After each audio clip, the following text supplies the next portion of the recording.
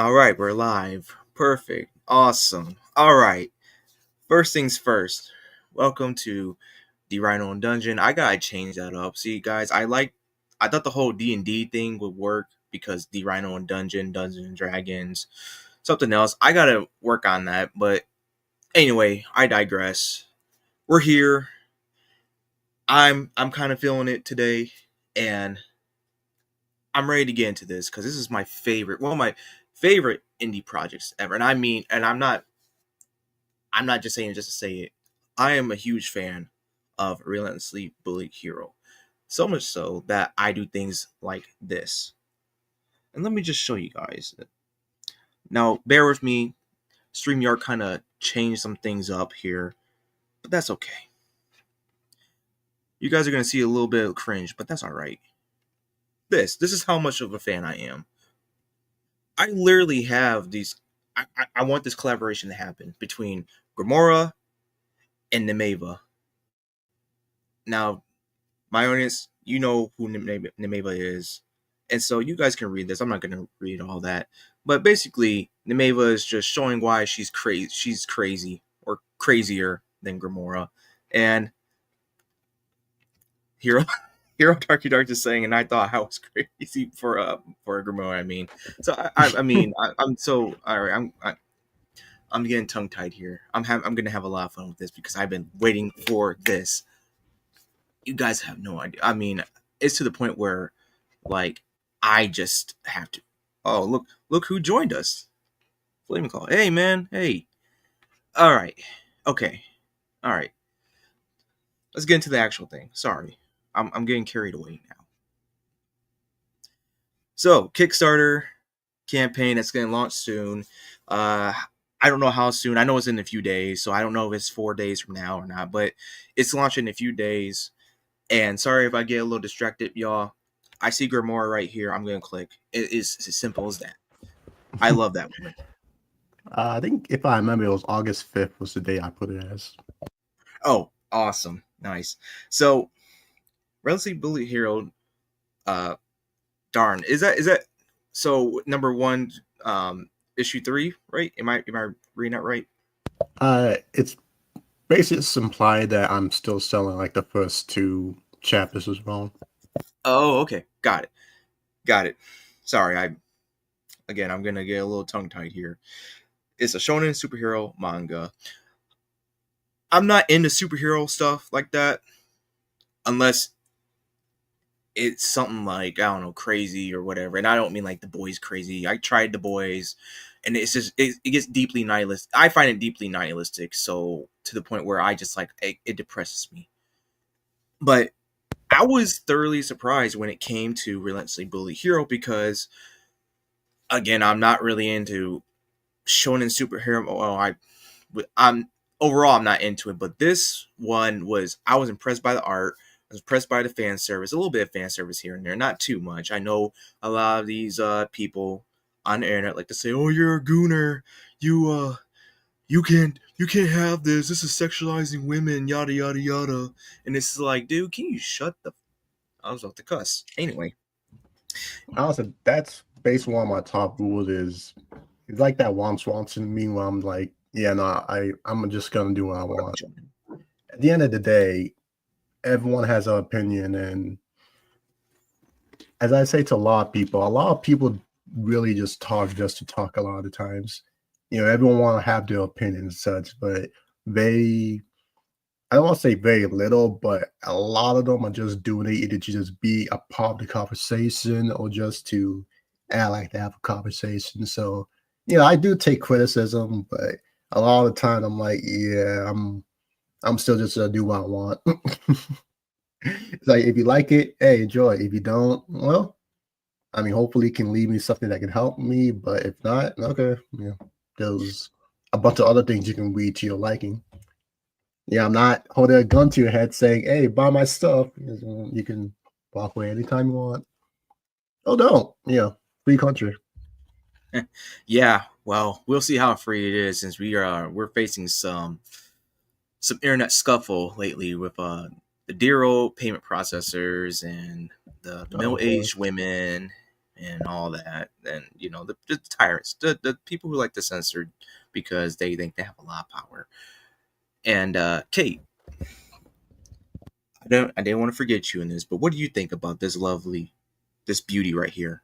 You come on, I need the woman to talk because Oh, okay.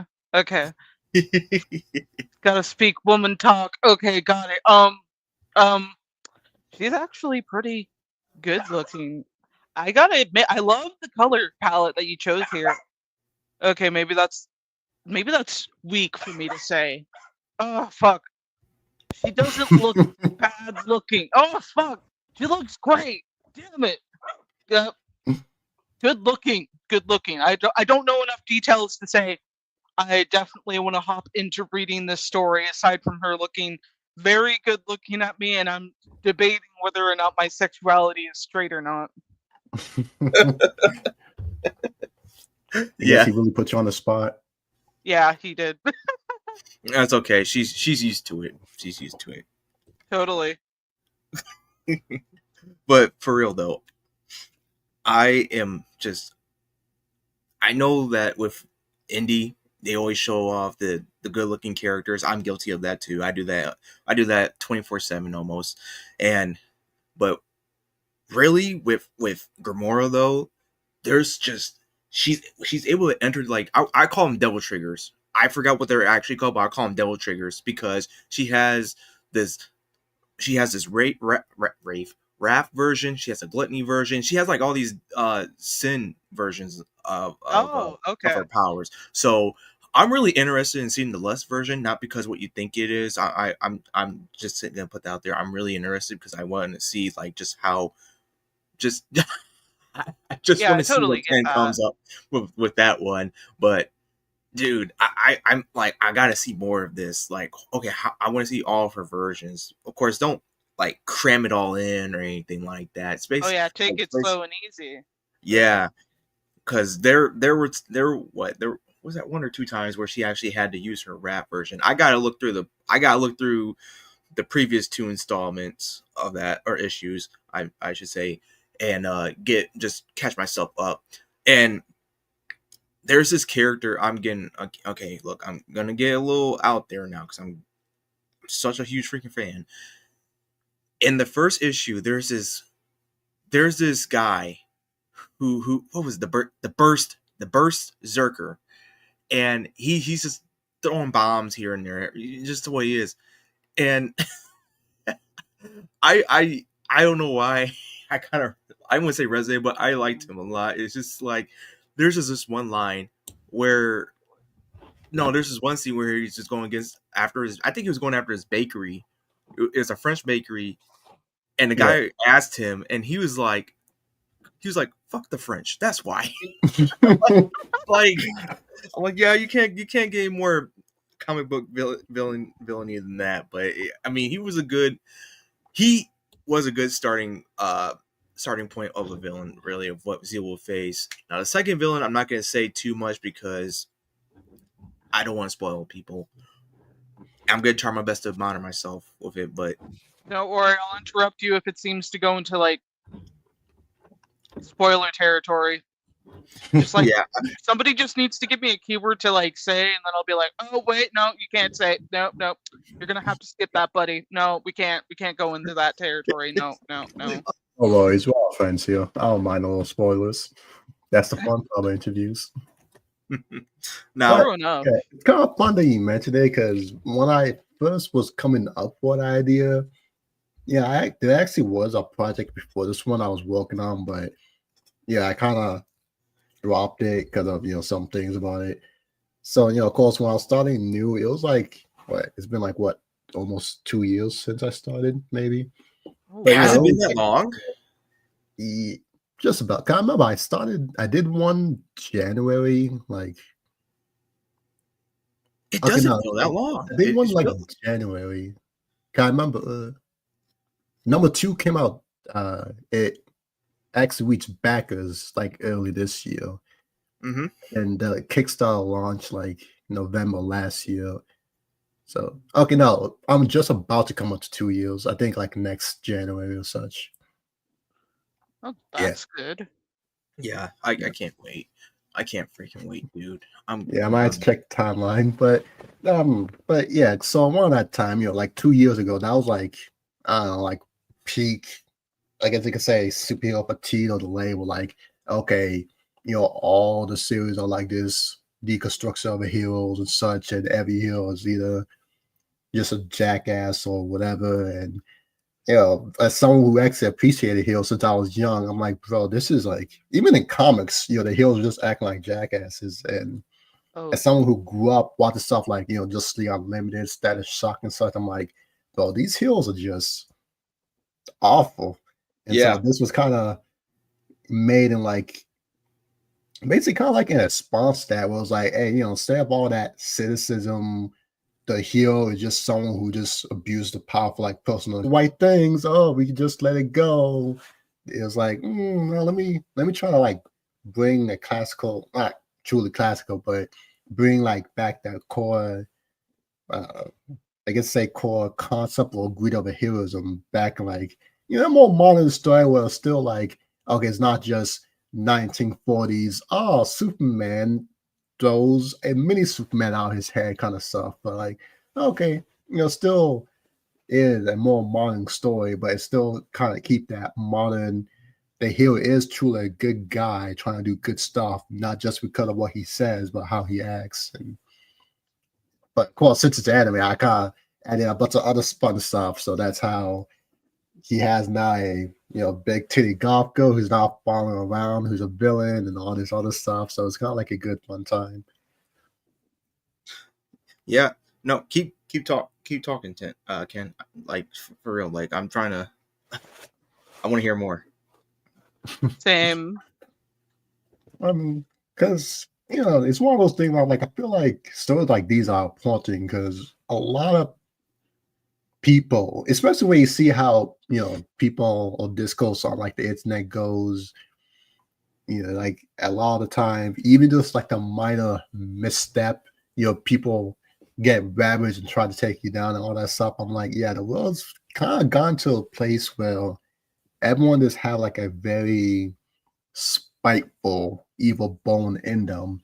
And I feel like part of that is in the media because, back then, it's like, okay, yeah, Superman, Spider-Man, they may every once in a while do something petty or self-serving, but it was never like, oh, okay, they're like truly rewarded by the story itself for being that way. Usually they'll get punished, and it's was good for people, and it just so that, okay, yeah, if you act that way, yeah, sometimes you can get away with it in small ways, but other times it'll come back to bite you. Kind of like how see, I was just having a conversation with someone about this earlier today, but I don't remember. I think it was like something. Have you guys ever seen Yu Yu Hockey Show? I heard of it. I heard of it. I No. never. I seen a little bit of it actually. Is that the one where like the guy was crying at the other guy's funeral? He was like, Yeah, "You dirty little punk" or something. yeah, yeah, that one. Okay, since you guys haven't watched it, it'll be hard to explain. But long story short, of course, the kid in high school and such, and he just found his teacher was messing with one of his friends, basically damn near illegally, but the evidence to actually get him on it wasn't there just yet. And so, unfortunately for him, before he could take the issue any further, an emergency was going on because some creature was attacking another area. So his boss would come to go take care of that, but he'll still pester the teacher and want to, get back at him. And so, because of how stubborn he is at the time, the boss was just like, okay, you can't just go up and punch him right now, or else you'll get detention and you won't be able to go out to do your demon hunting stuff. So instead he taught him how to do the spirit gun to get back at him without directly showing that he attacked them. And so he did it, and of course he didn't kill the teacher, he just injured him. Not badly, like he crippled him, but basically got a good punch on him. But it was funny because later on, when he actually went and fought the demon overpowered him, and he couldn't use the spirit gun again because he could only use it once a day. So because he did something selfish, because he couldn't let go of that grudge, it came back to bite him as, okay, when he really needed that energy and such, he couldn't do it. And stuff like that is kind of important. It just so that even if someone by some moral standing do deserve, like a good punch or something, doesn't mean that you should always do it, as you can basically make it come back to bite you. But I feel like we don't get a lot of that nowadays, as nowadays, a lot of heroes or even characters will do something like utterly selfish or stupid. And instead of like the story itself making it that and making clear that, hey, doing this can just as easily screw you over as you think you're screwing them over. Instead, the story at times bent over backwards, just be like, nope, that's okay. Yeah, you can just, be an asshole. Oh yeah, Peter Parker got powers now. Yeah, you can just start, bullying people, or start using your power to be a dick. One panel that really pissed me off was like Miles Morales was like threatening to like beat a guy up over, because I think he was like raising the rent too high for someone.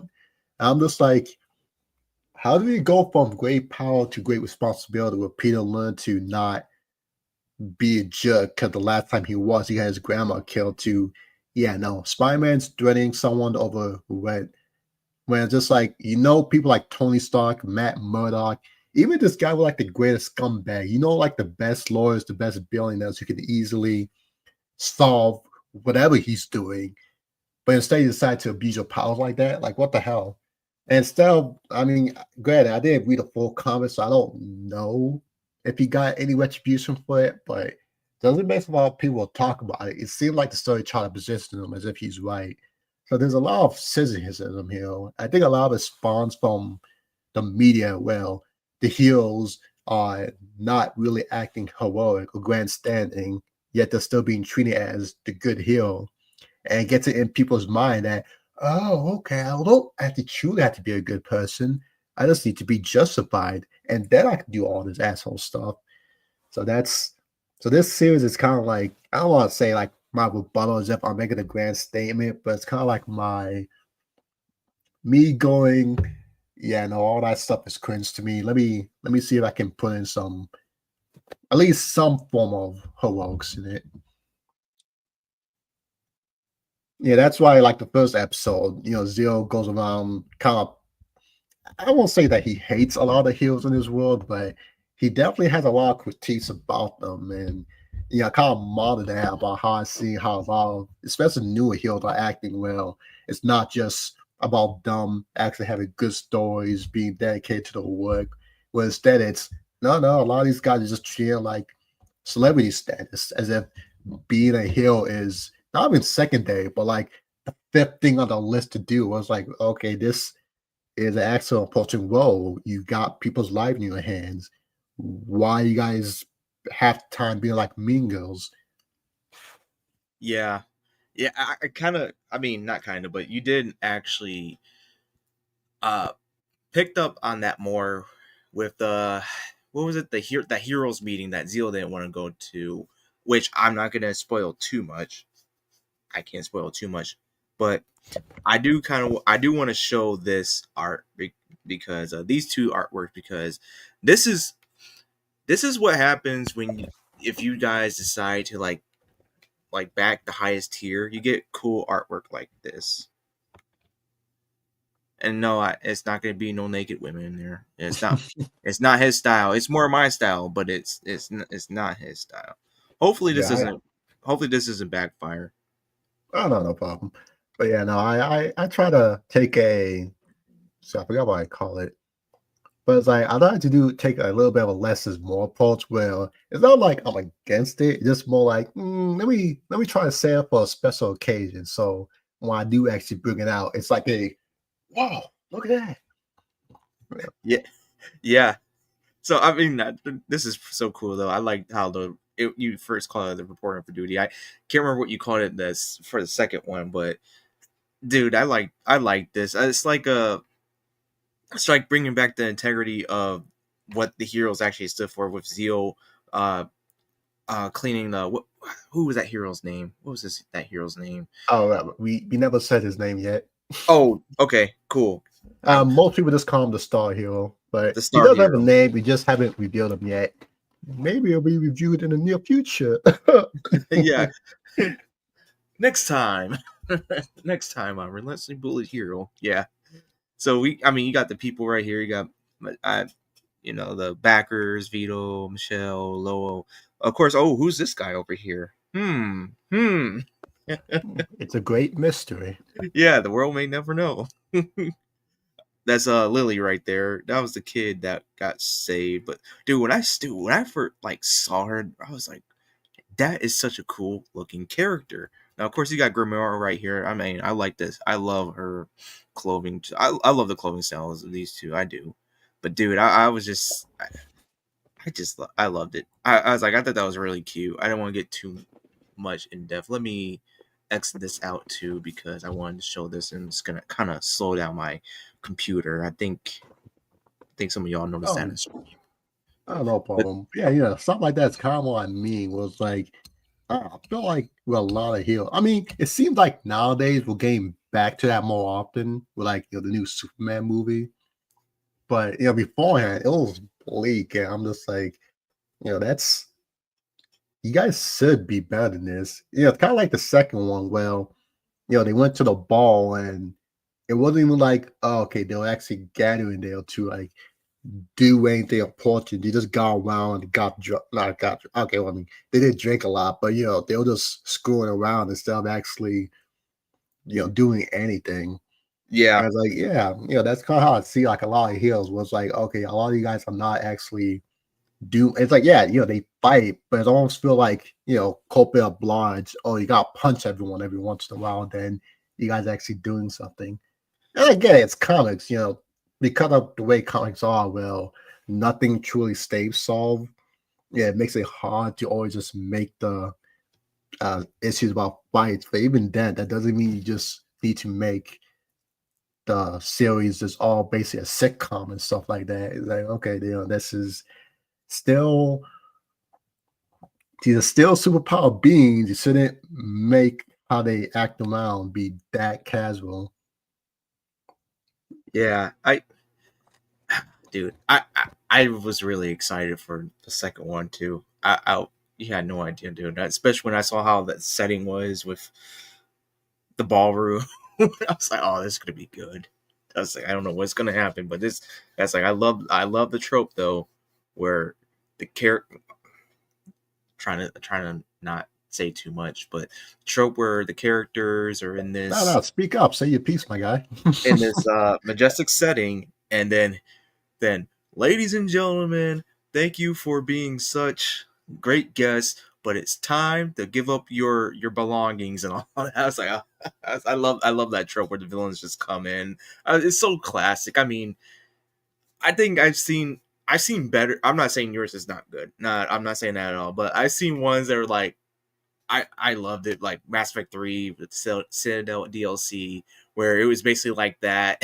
And I'm just like, okay, yeah, this is as if done right, it's entertaining. This was pretty entertaining and actually very insightful too with the villain of that one. So, all right, well, there was more than one villain, but let's just say the main villain of that issue. So it was. I gotta say I loved it. I mean, especially seeing some old faces on here, and of course Zio in the background, like just he wants to be done with this shit. Gamora over here, you're having fun, and then just got everyone else, and of course, who I don't know who this guy is over here, but he looks pretty handsome. But yeah, So I really look forward to number two, as that allowed me more, I guess to say, time and space to like explore the world building all aspects of it. As go with the first one, there's always the concept or issue of, okay, it's number one, you gotta actually give people something that not only entertains them, but will leave them coming back for a second. So you gotta balance between establishing like every rule of the rule, you know, character introduction and all that other kind of stuff. Because if you do too much world building, it can pull a lot of people off and they become bored because like, oh, okay, yeah, there's so much dialogue, there's so many things you gotta keep checking your mind and blah blah blah. If you introduce too many characters, you run the risk of what's it? and all right, and I really appreciate Anyways, the being here too. I mean, I love it. My Hero Academia. Oh, of course. Oh yeah, I can even tell. Oh yeah. It's Oh not yeah. no doubt. No, there's no doubt about that. Just how everything it reminds me of My Hero Academia, and I'm not the biggest fan of it. I went up to like what 3 seasons. I didn't finish the third season, and then I watched the first movie, and I was like, I gave it that much time, and I gave it a try. And there were some moments I liked about it, but overall, I was like, I can respect it, but it's not for me. After I watched all that, it was good. I like Stain. Stain was a pretty cool character. I liked how they did him. I don't know if he's alive or not in later on, but he was really good. So, but yeah, there's a lot. I wouldn't say a lot, but there's a reasonable amount of My Hero Academia. I'm sorry if I'm answering for you, man. I just I'm really excited. I'm really happy that you're here and you're able to talk about this with us, man. For real, like I've been waiting for this for a long, good while. Oh, no problem. I mean, I basically wear the inspiration on my sleeve. I mean, thankfully, it's not just okay, it's the same setting, hero school and such, but sorry, but like thankfully, it's very easy, like face bold in your face, inspired by it, but it still takes its own direction. Like I think even the last time I was here, I talked about it, but I guess you can say, well, my hero started with the hero school and everything. Every take kind of starts in that post All Might retired war, except All Might didn't retire; he just died. So Yeah, and it's cool to see that you already have like 77 followers. I was probably like the first 10 to save. Put that in my thing. I probably was. I'm sorry. I'm gonna keep mentioning how much of a super fan I am. No one's not gonna take that title for me until someone kills me for it. Then. But anyway, oh, here we go. Yes, launching August 5th. Can't wait. You're instantly gonna get my support, like just instantly. There are no questions asked, and created by Ken Virgil, Hero Darky Dark on Twitter, artist Jose I can't pronounce it. I think it's Dib or Debu. Debu, yeah. Debu. And comic manga inspired by right here, Jonin, right here. My Hero Academia, One Punch Man. Oh yeah, One Punch Man. That to this day, I have not watched or read One Punch Man. I have not. To this For day. real? For Oh real. wow. And other iconic classic superhero TV shows, action-packed superhero series continues with its third 70+ pages. Stop, boy, let's go. Let's go. Oh man, I can't wait. It's gonna be good. And I love these covers. I like how I'm sorry. I'm laughing because it's just when I saw them, when I first laid eyes on these two, I'm just like, this is literally Nemeva and Narcy right there. It's literally Nemeva and Narcy right there. It's just that Narcy's more of an ass than Zio at times, but it's like they both mean well. They're both good guys, and then they're with older women who were like, no, not like with Zio. I don't know if it's a romantic. It don't look like a romantic thing. It's more like a deal that went wrong, but that's okay. That's okay. He either way, he has benefits. He's kind of enjoying the benefits right there. So he's a lucky bastard. Anyway,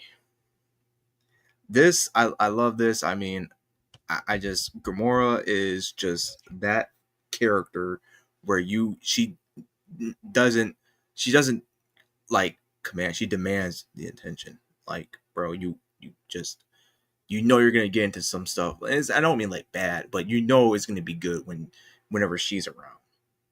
It's just her aura, man. It's like her presence just that good. Then got this art cover, and I will say this: it's not really a spoiler, guys. He does deal with his powers. Is shadows. Is what do you actually call it? I know it's something. It's with shadows, but you call it something else. Well, technically speaking, he never officially, anyways, we never got the official name of his powers, which is there for a reason. But it was in like the character note at the end that Grimoira basically just causes sound manipulation, since that's generally what it is. But officially, we never really got a name for it just yet. As that's one thing she was complaining to him about in the first issue was like, yeah, you never even made sure what your power is. Like, what the hell, dude? And he's just like, yeah, of course I will. You're a villain. Why would I tell you the ins and out of my power? Yeah, dude. I must be like just come up with things I'm like just out of nowhere. I'm just like, oh yeah, this was this call, right? No, don't. No, I never gave it. Oh, okay. I thought so. Thinking I I hope this is like a little poster or something, dude. I hello nurse, you know. Yeah, also, I think someone else even made that joke to me before. I was just like, oh yeah, I kind of forgot Anime X for this thing. Yeah, dude, I wouldn't hang it up because I'd be too afraid like dust and everything get on it. But if it, if it does become a poster or something, I haven't even opened up my physical copies of your comics, of your, well, basically your manga. I haven't. I'm too scared to even do it. I'm like, no, I can't. I got. Wait, if you back like the top two, you got like 3 books. You didn't open up. I know, but I was like, no, I can't do it. I can't do it. I physically cannot do it. There's just it's like I feel like I'm gonna defile it, and then it's like, no, I gotta keep this in the safe space. I already got it. I already have it digitally. That's fine. That's good. That's all right. But I'm even it's just, I don't know. It's like a satisfaction thing. Like, okay, don't touch it. Like, just keep it. And I did not do that. I do that with a lot of comics, actually, a lot of indie comics. I As long as I have the digital copies. I mean, if I don't have digital copies and I just only have physical, like, I begrudgingly like open it, and I'm just like, oh no, I'm ruining the pages. Even though it's kind of bad too, because I actually have like official gloves for reading comics and mangas. Uh, it's so bad I wear my actual gloves for it, and I'm just like, I don't know. I'm weird like that with my stuff. I don't know what started it. I cannot say what started it. Oh, Oh, dude, that's I pretty love hot. this one. Oh, that's cool. Is that a leather jacket, or is No, this that's hoodie? his hoodie. It's just how Okay, his style makes it look. okay, dude, I can see him rocking a leather jacket. Hmm, I can kind of see that actually. interesting. That'd be kind of cool actually if you had like a leather jacket, but it's like it acts like kind of like a boost almost. I don't know how you would work that in, but I think that'd be pretty cool. Something, I don't know, like it has some sort of boon to it or whatever. See, shadow manipulation, but there's probably a more proper term. Yeah, we would call it the Shikimaru effect. And story. Zeal's heroic journey continues as he forges bonds with a growing circle of trusted allies, strengthening his network of heroes. But when he chose to associate with Terasim, a hero who's been chased by the wrong kind of attention, Zeal finds himself caught in the crosshairs of a sinister conspiracy. Refusing to abandon a fellow hero struggling, this clash will test him like never before, pushing his convictions to the limit against relentless threats and daunting odds. And within the struggle, more pieces of the puzzle are unveiled to the mystery that is the man who chooses to be a hero. Zero. God, man, I cannot speak today. That's a Zero. little bit. Dude, that'd be Zero. That would actually be a good mirror match. Like, who are you? I'm you, but better. You're Zero. Oh, I'm sorry. I'm getting cringe now. No, enjoy it. That's the fun part about being a fan. Yeah. Meanwhile, Grimoira ponders her complex tie to Zeal, revisiting their early days together in the profound ways he has an effect on her. Better now than later, since others are now taking up Zeal's time. Using Zeal as her lens, she probes what truly defines a hero, as she's the closest person alive who can comprehend what bubbles inside that hero, the hero that is Zeal. So we got a little bit of is this? Is that who I think that is? Yep. That's what's her name? Yeah, Pimpin. Yeah. Yeah, I'm about to say the name's right there. No, I'm sorry because I do not really I wasn't really trying to read. I was like looking at her face. I'm like, oh, okay, yeah. And then I do that sometimes. Around 2 years ago, they've been drinking Clara. Oh, okay, yeah. I try not to spoil anything. Okay, got And that. I posted the page. It's going nuts. Let's see. How is it? How is it? I reattach his arm, it'll heal, but mental blocks might limit his full functionality. My work only makes sure any issues won't be physical, so don't blame me later. And the rest, and then Grimoira, villain class, recoverable. The big issue is his back, especially his spine. It's easier to list what's not broken than what is. I did my best to put it all back together, but there's no telling how he'll recover. Oh, by the way, of course, can't get to it. Then present day. And then this is what I was talking about, Kate, right here, where she kind of like there has these little transformations. I does each class have like a set of wings, or like is it just one specific class? Because I can't remember. It's this one specific to Pride. Okay. Pride gives her like super strength and flight. Greed is kinesis, and then so on. So I think the only one that we access to the power was MB, which is basically like curses, binding, that kind of stuff. Okay. See, don't know where in the present day. I like this. I like this vibe. I mean, not too flashy, not too simple, just right. I like that. I don't like when everything's like too just colorful and just complex. It's just, dude, just make a city. There you go. Just make a city. I don't need it to be like this whole entire thing, because you're taking away from the story, then just to focus on the environmental art than the actual characters. Well, that's why I think. I could be entirely wrong, and that's okay. So present day, for someone who's been on the Lost 90s list for quite some time, the perspective of those who risked body and limb to uphold the social contract boggles me. Are they simply born that way, or raised to do it? And this guy has my attention. This guy has my attention. I like him. 3 days. A lot of the newer ones that get any notoriety seem more manufactured than anything. What makes a hero? So yeah, we're getting there. More of the PYH, of course.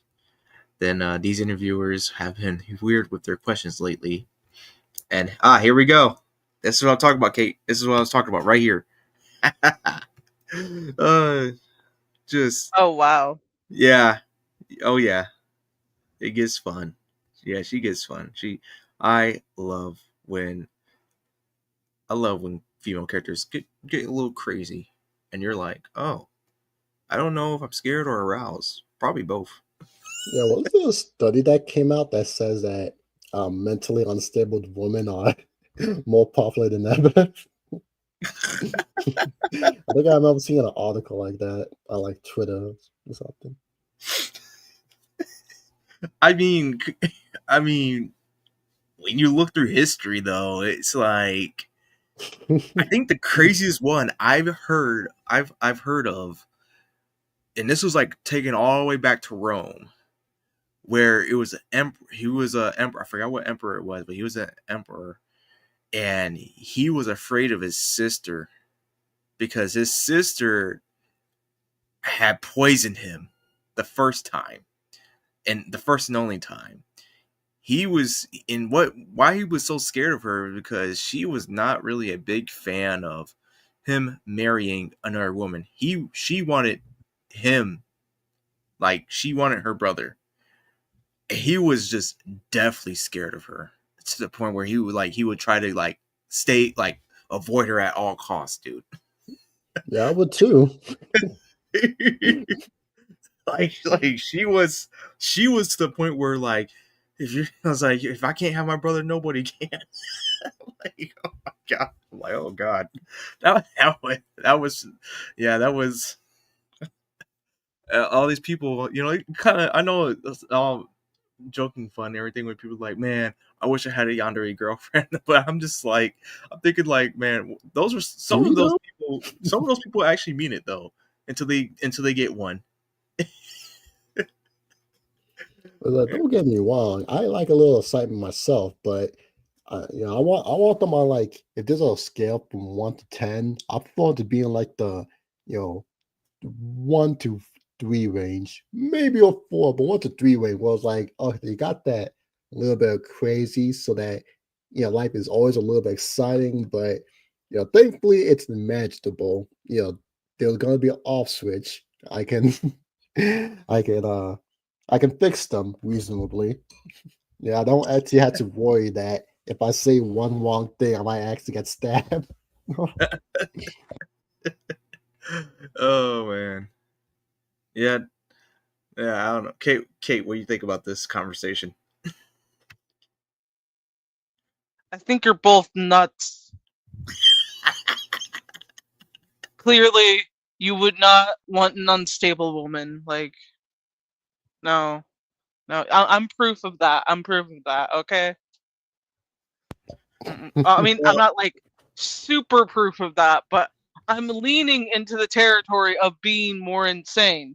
But with the actual unstable woman who are willing to do stupid and crazy shit to kill their men or being protective of their boyfriend or whatever, yeah, you do not want them. I've met one and never again do I want to.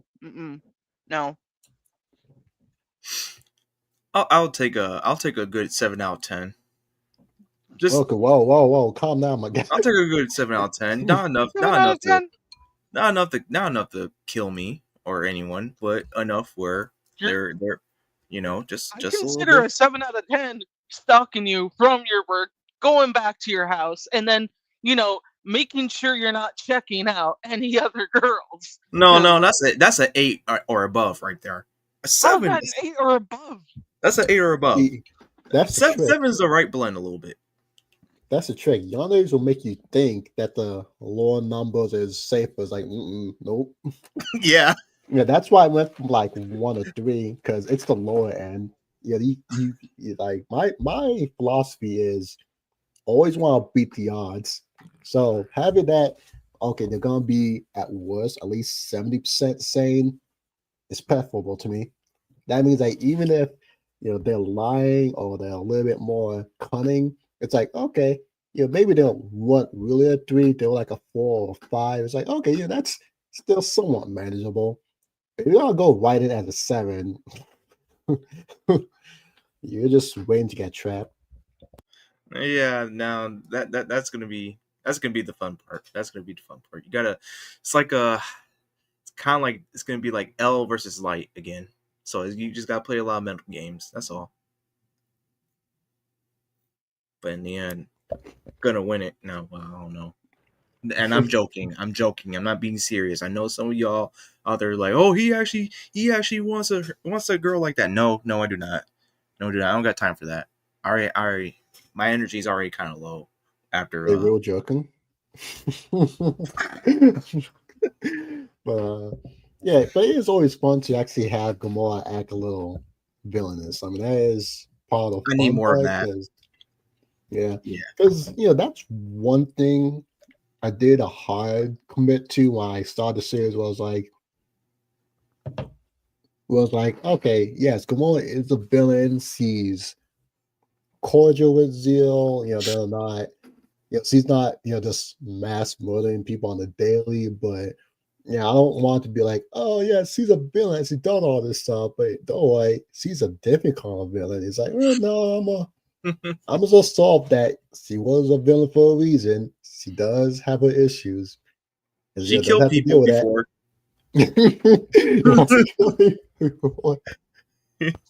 That's why she's able to do the things that she did. That gives you an indication that she already killed all of them who she wanted to kill. Just saying. Yeah, so yeah, it's never. It's like, yeah, that's kind of the fun part because especially in the first two, you kind of get the feeling that okay, basically the Gamora we see at the moment is basically a more chilled out. I don't want to say deep thing, but chilled out. I don't know, I guess you could say, yeah, I guess I was a more chilled out version of her compared to how she supposedly was a couple years ago. And it's like, oh, okay, well, yeah, if she just casually mentioned, that she killed a bunch of people, but nowadays she, even against, well, okay, I won't spoil this just for the new people, but even with how when we do actually see her fight semi-seriously, thankfully it's not even like she just, murks someone. It seems that she still has some mercy in her. And granted, that's because technically speaking, I haven't ever put this in the book yet. Mostly because it's one of those things. Well, that's the one thing that sucks about crowdfunding comment that since you gotta be mindful about every page you put in, because let's be honest, you gotta pay for all that stuff. And Yeah. when you're new to the scene, it's not like you have an infinite budget. At least technically speaking, you do have an infinite budget, but if you want to, at least make sure you get some form of return or like at least even stuff out, it gotta be resourceful. So of course, there's always gonna be those little things that sometimes you calculate like, maybe not this time, or maybe this joke isn't necessary as such. But yeah, it is kind of a thing. Yeah, maybe even the next one I might make a bonus comic about it, but it's basically a thing where like, okay, part of the reason why Gamora is not just killing anyone who pisses her off is because it's kind of like a deal he has with Zio, where it's like, okay, he's gonna be doing all this stuff from her. He can't just be, killing people because one, that'll bring a lot more attention to her, and two, it's gonna make doing what they agreed on a lot harder when she's doing all this stuff. But, That's another thing too, because that's why she kind of reminds me of dude. I'm telling you, collaboration is gonna work. I'm telling you, you got older women. You have two older women who've done the most craziest, probably the craziest stuff. They can fly. They're basically kind of demons in a way.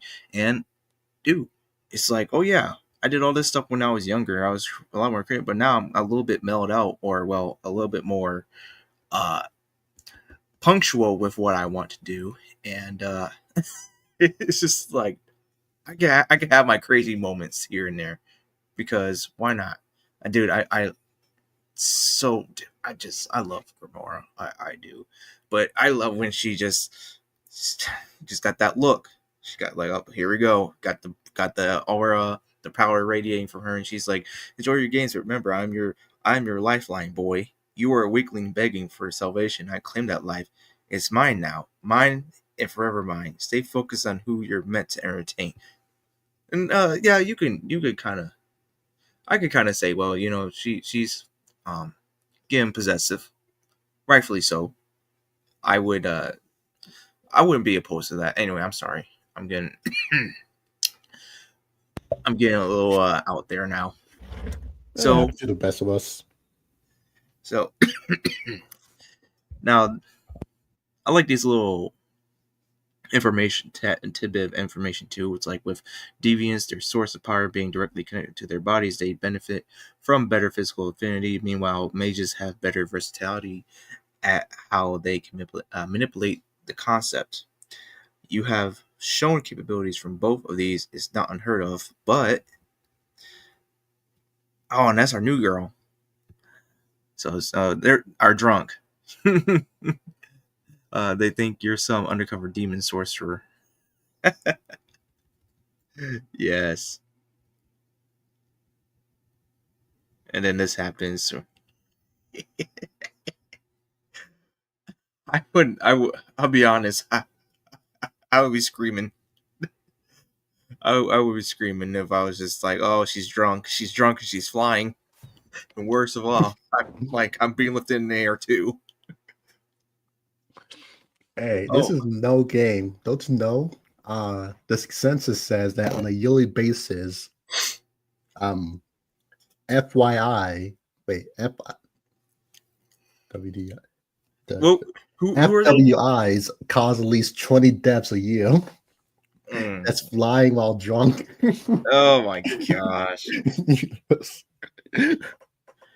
Oh. DWI. That's right. That's what I'm saying. I don't know. For some reason, I keep on switching up the I and the W when I was thinking about it until I got it. But yeah. Let's see. Why does he look like a predator after her prey, but just playing with it? I mean, yeah, that's basically their relationship. Oh yeah, that's the good part. That's the good part. Flaming. That's the really good part. I could show you one too, but I can't. Well, after this, because it's where me and Ken were having a little bit of fun on Twitter, just a little bit.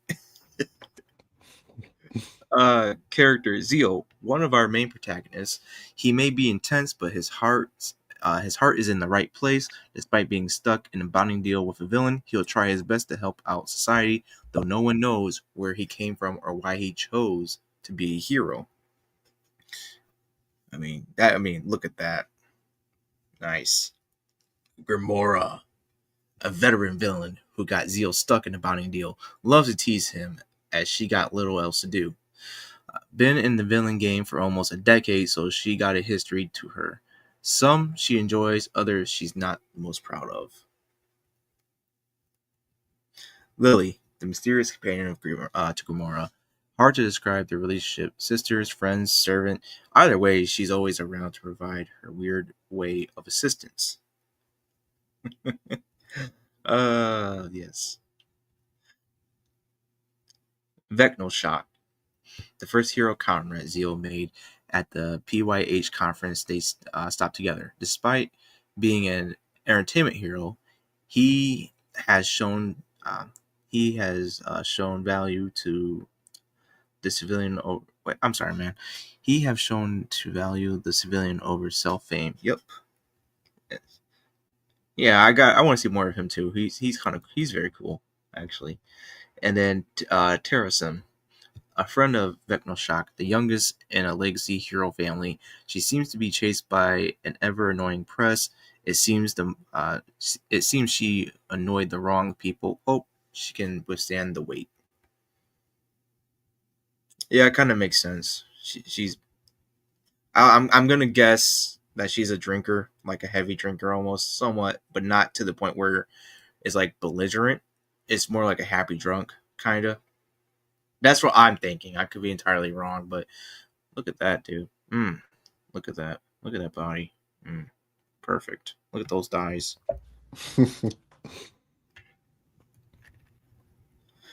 And many more if you sign up to read. Yep. I'm not gonna give other projects free marketing and promotion. No, thank you. I'm happy with this. I'm sticking with this one right here because people gotta see that she's an evil woman. No. Okay, sorry. Uh-oh. I got 300 of your pics of your predators and yes.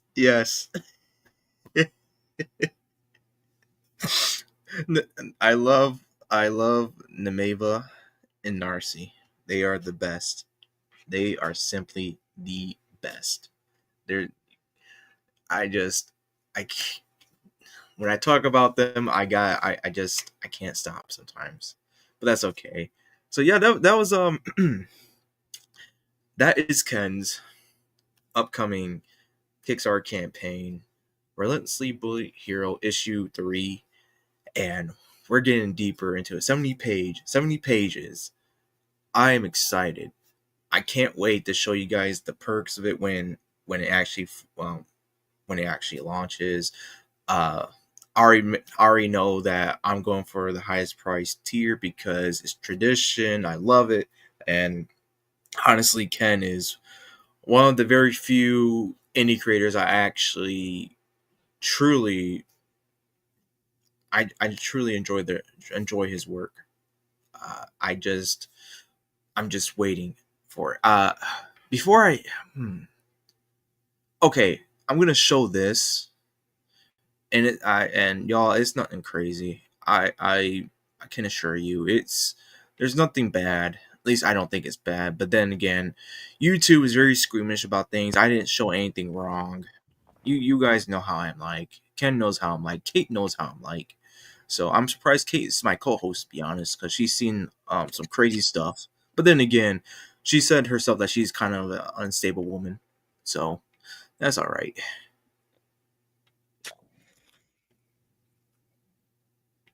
Is that right, Kate?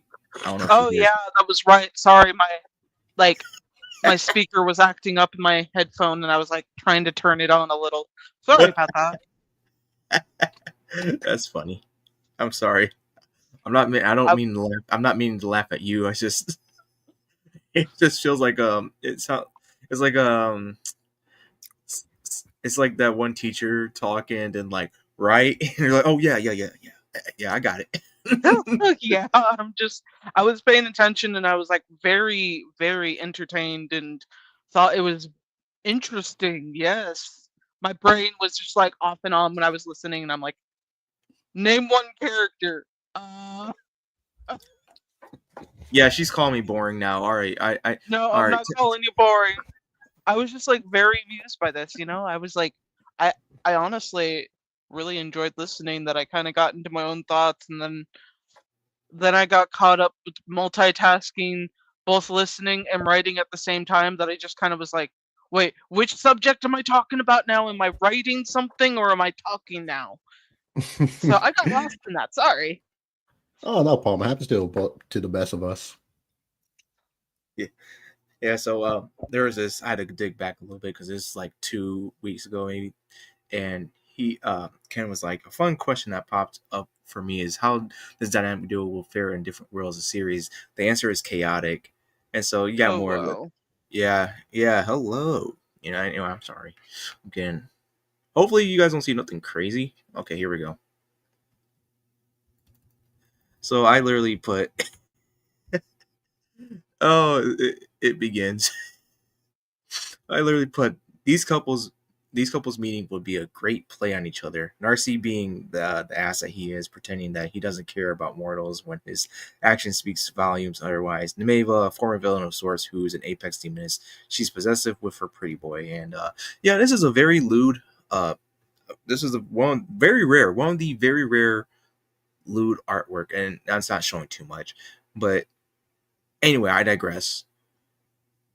This is the whole predator and prey thing. This is Narcy right there, and there's Nemeva, and it's kind of like set off a little thing where we just went down, and he's like, oh, a fun double date, and I'm like, Zio and Narcy will undoubtedly be in trouble if the women teamed up, and Nemeva has a silver tongue when it comes to tempting. Yes, it's all Nemeva's fault as usual, and she thrives off of it.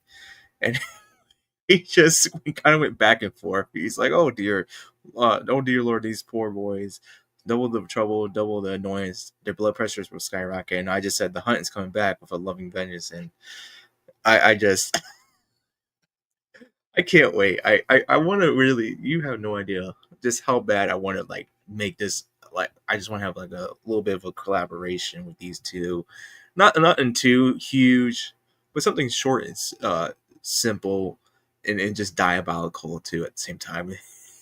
It's just begging for it to happen. But yes, I also I'm sorry.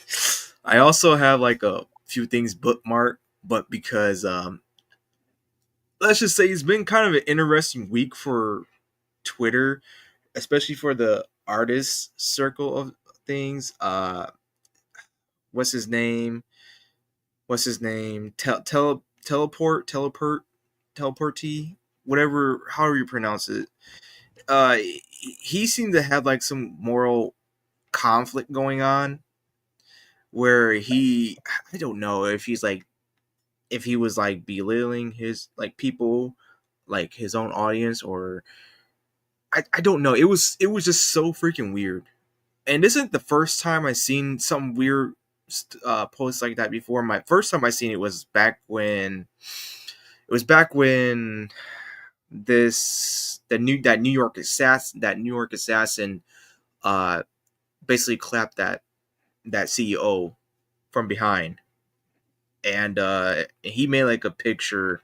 He made like a drawing where it was a Spider-Man 2 reference, where like the people in the train were like um, carrying Spider-Man, and but yet he kind of replaced Spider-Man's image with the image of the assassin, and it's like when I saw that I was like, yeah, this is getting weird now. This is like we're kind of reaching Shadman levels of it, kind of just a little bit, but teleport, however you pronounce it.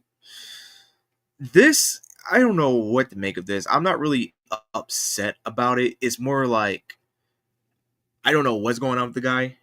I feel like he's kind of going down the iDubbbz route almost, because I've seen a little bit of people saying like, "Oh, this is what happens when you date an OnlyFans VTuber girl," and I'm like, "Oh, I didn't know that," but you know, some of these creators, some of these artists, they get a little stupid whenever they have a woman involved, and it feels it's more like the woman's telling them from behind the scenes like, "Hey, I don't like this. You need to you need to talk, you need to talk about this or something." And it's weird because coming from this guy literally makes like he makes 2D porn basically in a way sometimes. And he's okay, I'm gonna get into this. Honestly, my only issue with this guy, it wasn't what he was saying or what he was doing. It was the fact that he kept the same conversation going for 3 days. I'm like, the first day, I'm like, hey, whatever, say your piece, whatever. Yeah, good. I might, maybe I'm just misremembering, but whatever he said that started it, I don't even think it was like that outrageous or whatever. Day two, he's still talking about it, going, "Oh, this, oh that, oh now I'm just a drawing stuff." I'm like, okay, dude, you already said the first time around, but whatever. Yeah, And yeah, it he's was still three talking days, about wasn't it. it? I'm like, yeah, exactly. And day three, he's still talking about it. I'm like, oh my goodness, dude, just draw your freaking sexy girl. No one cares. Yeah, here we go. I'm going back to the origins of it. Hold on. I'm sorry, y'all. I'm going back to origins because I was kind of messing up there. Uh, Yeah.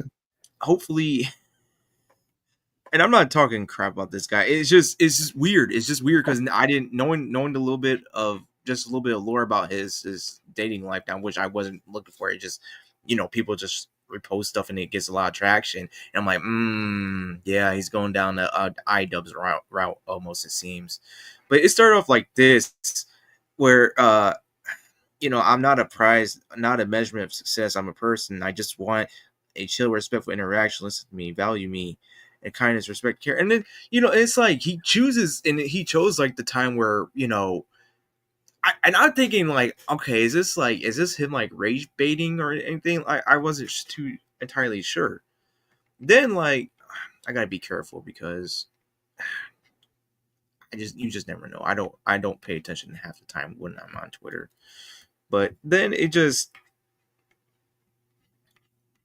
I don't know. It got freaking weird. That's the best way I can explain it. It's just like, what is going on? And it's like your anger won't become my anger. What's true? What's fair? What's right? Think about it. Listen to yourself and each other. Really, I'm just a drawing, and I'm like, okay. It's like, are you doing some sort of weird social experiment or whatever? It's like, did And you then just say you're not eyes or anything like that? And then you immediately just go back to your drawing. It's like, what? yeah, and then this came out right here. I know it's kind of annoying. Yeah, I'm doing this, but I'm doing this for a reason because again, I just never know. Then it's like life is too beautiful to let negativity be your life model. Sit above it, or and then basically saying or don't or whatever, or be a part of it. Some blah blah blah. I'm going up either way, and it's like then it's like just draw your hot cheese. And I don't think I said any. I don't think I did say something, but it was a repost from Neff, my artist, and it's like okay, he makes this though, and I'm just trying to figure out like I'm thinking like is he really just rage baiting people? Because if he is, okay, I all right, that's nothing new, but I'm just like, but you're drawing her posing with a gun, but she's partially nude as well, and then of course you say like clockwork. So I'm just like, okay, but then I was just so freaking confused. I'm not gonna skip over. I'm not gonna do all this. Yeah, That's that's what I really was like disturbing. going to. That's I'm like, disturbing. not say all this, oh, sexualization, all this, all that. I'm like, dude, literally, like tomorrow you're gonna draw her sawing off her ass or something for And clicks. I and mean, that's the thing. That's the thing too. He you gotta literally act like it's not like drew that like as a if it's day before all this. He literally drew it like a day before he started posting that weird stuff. yeah. 'Cause I'm like, dude, you gotta like literally go back to drawing her the exact same way as before for the exact same thing. It's like, no, you're not doing like some respect thing. You're doing it because you know that a bunch of yeah, I'm gonna say, a bunch of gooners does see that, be like, ooh, hot woman, like, and that's why you're doing it. I'm not shaming for it, but like, you don't need to try to mega 5D play as if we all don't know what you're doing. Yeah, and then he proceeds to say this.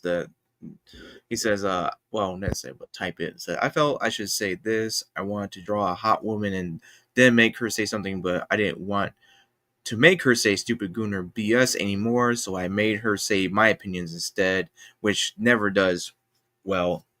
My opinion is that people should be treated with respect, care, and kindness, and dignity, regardless of who they are, what they are, or how they present themselves. The combination of drawing hot women and simultaneously expressing my opinion sparked an unexpected fire. A lot of people revealed themselves to be cruel, bitter, and dehumanizing, and that was disappointing to watch. It also gave me a glimpse of what many women go through almost every day, every week, every year of their lives. It makes me sad. It disgusts me. And that's when I got the red flag right there. When I read that, I'm like, oh god, are you like this male feminist? Like, is that? I was like, God, here we go. It sounds just like what a male feminist would say.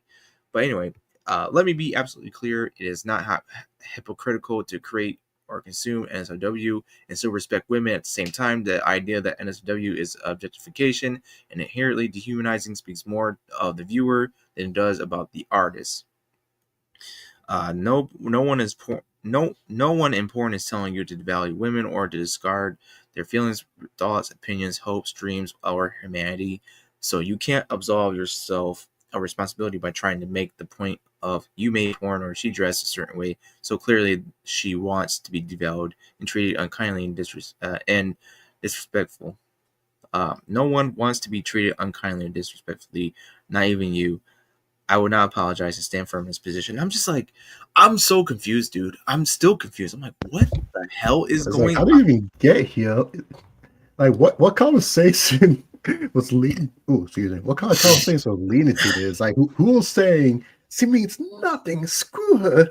It's like, everyone was just saying, dude, just shut up, enjoy your girl. No one cares. So he got to don't devalue her. I'm like, wait, what? Hold on. Yeah, It's like you were just saying she was a drawing like 2 days ago. Where did that go?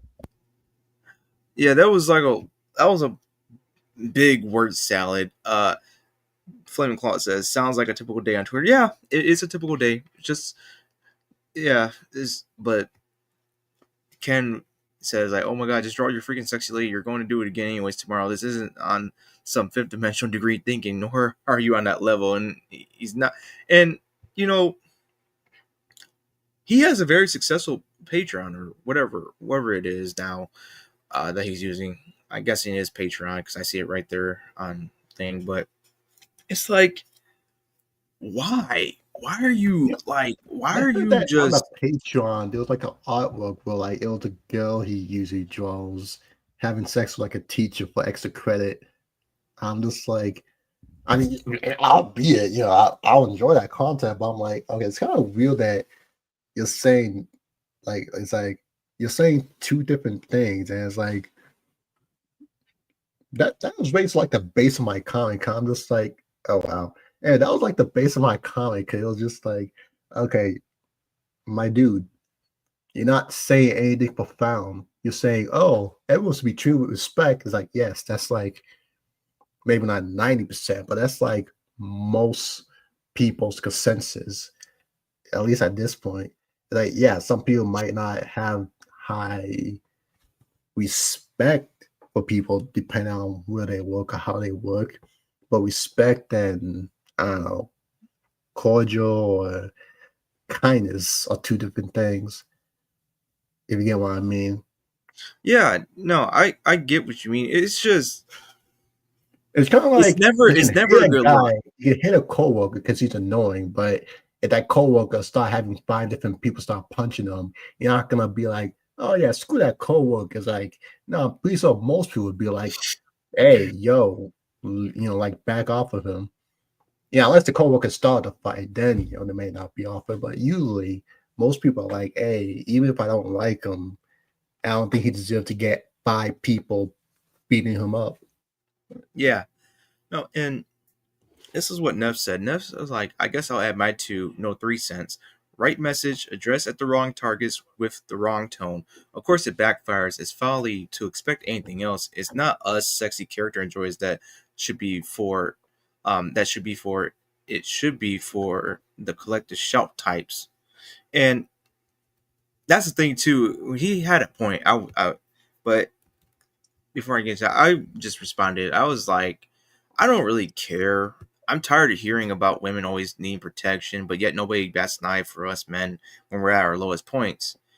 And I'm not saying like, and it's crazy I had to say this on stream because we first of all we live in modern society where we have to cater to the fucking idiots. I cursed right there, but sorry. But it's like I have to say this. I legit have to say this, even though my co-host is literally a woman. And it's like, no, I'm not saying like, oh, women shouldn't be protected. I'm saying like I'm tired of just hearing the same the same thing that's being used over and over again for decades, dude. The same thing with the children. Oh, we gotta protect children. But I'm like, you don't even care about the children. How do I know? Go look at Cuties from Netflix. You guys called it Stunning and Brave, remember? Oh wait, you guys can't remember that because your attention span is declining from all that TikTok. No, not TikTok. So I'm just like, I'm just so tired of it. I'm tired of hearing all this stuff. And it's like, it's like if it's a fictional character, it's a fictional female character. You're just shut up and draw. That's like me going, and I know I have my opinions too, but that's like me like going out of my way saying like, oh, you I can't be doing this and everything because I respect women, and even though I make even though I make sexy female characters like Nemeva, it doesn't represent what I truly believe in because that would be like what? Ken over here be like, what the fuck are you talking about, dude? Oh Like, yeah, it's like it's one of those things. I'm like, it's probably what I meant to was like, you're not on a fifth dimensional playing field. You're saying basic opinions that most people either have or have already says or act by. You're just trying to use it at a time where like no one cares or the situation doesn't call for it. It's kind of like it's like if you're talking about I don't know how high school, how frisky people in the high school can be, and then like mid conversation, someone just goes, someone just goes, underage sex is bad. It's like, yeah, buddy, like everyone, like most people are already in agreeing with that. But well, this first of all, we're talking about a TV show, and second of all, I don't think that's helping. You're not even contributing to a conversation. You're just saying it. I don't know. Like it literally just made me feel like he either something's happening in that relationship or something happened. Well, he just felt like, oh, he needed to say this. Kind of like you're not. That's what I always annoy about type, because like you're not saying anything, but instead of just realizing that and moving on, you'll start making some more crusade argument over it, attacking everyone else as, oh no, you're the wrong one, you're this, you're that. I'm like, dude, you're doing nothing. It's always annoying to come like, I don't mind if someone does nothing, but if they act like they're doing something but doing nothing, it annoys me more because like, okay, you're always wasting your own time, but hey, that's your choice.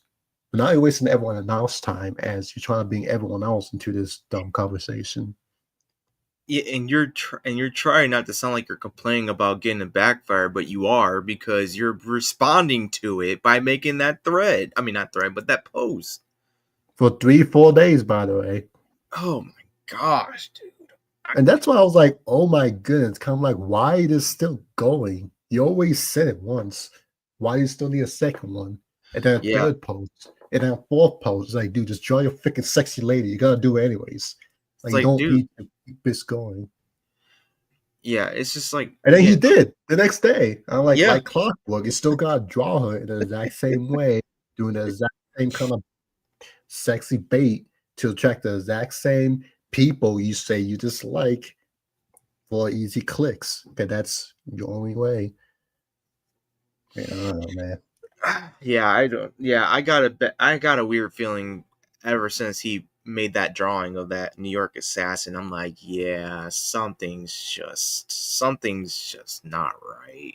So I stopped following him, and then this all this stuff happened, and I'm like, yeah, and now knowing a little bit like his dating life, I'm like, yeah, it's like iDubbbz. It's like Will Smith. It's like I'm seeing the patterns now. So, I tell you, man, Twitter is I wish I never went on Twitter to start trying to market my stuff and increase my presence and everything. I wish I never done that. My life was a little bit better before going on Twitter. Even then, I try to take it much to the point where like I treat it as a business or just my brand overall. But man, there's just that stuff finds you, man. You don't find it, it finds you, and you're just like, really? What? Oh yeah, no, the guy blocked me, and I'm like, oh, he blocked you?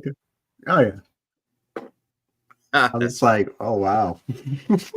I didn't realize he blocked you. I saw that he was blocking people left and right, but I didn't realize he blocked you. Yeah, apparently my comic got on his skin, which I'm like, well. I mean, it wasn't my goal. I wasn't trying to make him miserable or anything. I was just saying, dude, you're not doing anything. Like, get back to work. Not like that, but you know what I mean. Yeah. All right, so I don't mind Twitter. I follow a lot of great people there, so I don't mind Twitter overall. It's just one of those things. Well, it's why I haven't been telling people my new way of how to deal with Twitter is that I just limit myself like 1-2 hours a day on it, and then anything else, it must be strictly for like business, like contacting someone, so that I don't spend too much time doom scrolling. I think I've been getting better at it because every once in a while, how like certain stuff pop up, but I'm getting better. Well, when I start seeing it, it's a pattern. I kind of get the thing where I'm like, oh, okay, yeah, this is just the algorithm feeding me BS to just keep me scrolling. All right, well, I'm gonna just click off this. I don't know, go to YouTube, work on one of those scripts, anything else just take me away from it for a while, so I don't literally get stuck into it forever. Yeah, I definitely know that feel. I mean, there's one thing about X that I do like too. I mean, like I just I do love interacting with artists and just trying to figure out stuff what to do with them. Like okay, how do you want to do this? And I was at I'd have them do stuff like this where it just oh, and I had to say this because there's you live in the modern society. There's content warning, trigger warning. If you're afraid of any sexy female characters, I advise you to go to Kittyland or whatever, Winnie Hut Juniors, and enjoy your safe your safe visit there. But I like stuff like this, dude. I like making stuff like this. It's really, and it's not even like just you're objectifying the women and all that. Like, dude, first of all, let me tell you something. I was born in a time where you can literally be in the arcade, play a racing game, and the lady that the lady who would start the race or whatever, she was kind of wearing something skimpy, but it wasn't too bad because it was so pixelated. Like, okay, what? It's just pixels. The thing is that we knew that was not reality. But nowadays, we have to deal with these idiots who can't tell fact from fiction. Just like, man, I'm like, dude, there's something. They're right about something being in the water because there's no way you're this cognitively challenged. There's no way, dude. It's like this is fake outrage. It has to be. More than likely, it's fake outrage. But the stuff is like, we have these groups out there who are like so up in arms about protecting women, and it's to the point where it's even fictional female characters. It's like, dude, they're fictional. How are they getting harmed? How are they being affected? How do you see them? Do you see them come out the screen like it's the Ring Girl, and we tie them up and everything? And it's like, it's crazy too how they lump us all in together too, which is just, I don't know what to say. Like that I don't know if I should be disappointed or insulted or what, because if I should Oh feel my insulted, I god, feel, I hate when that happens. yeah, I feel insulted for them because it's their intelligence, disappointed because, well, it's their intelligence. That's Either way, that's how I feel with that stuff. Come over to Flaming Claw. Ooh. They think they are doing justice going against stuff like that. Main character syndrome. Yeah, absolutely. But in truth, it's people in emotional and physical problems and objecting on many pieces of work others made. Well, here's the thing too. Then they might as well go after, and they will. They eventually will, because right now they're more focused on us. But they might as well, and they will. Mark my words for it. They will go after pieces from the Renaissance men. They will, and allow artists from before then. It depicts women. The hell, they might even go as far as back to caveman times, to be honest. And like, Oh my it's god. they will. That they're so worried. They're so worried about this stuff. They will literally go out of their way, tripping, bumbling, waddling, to just do censor for no. Oh yeah. And it's like, dude, what the fuck is wrong with you? I have no idea. I'm not a doctor. Well, Kate, I can say this about you. You are the doctor.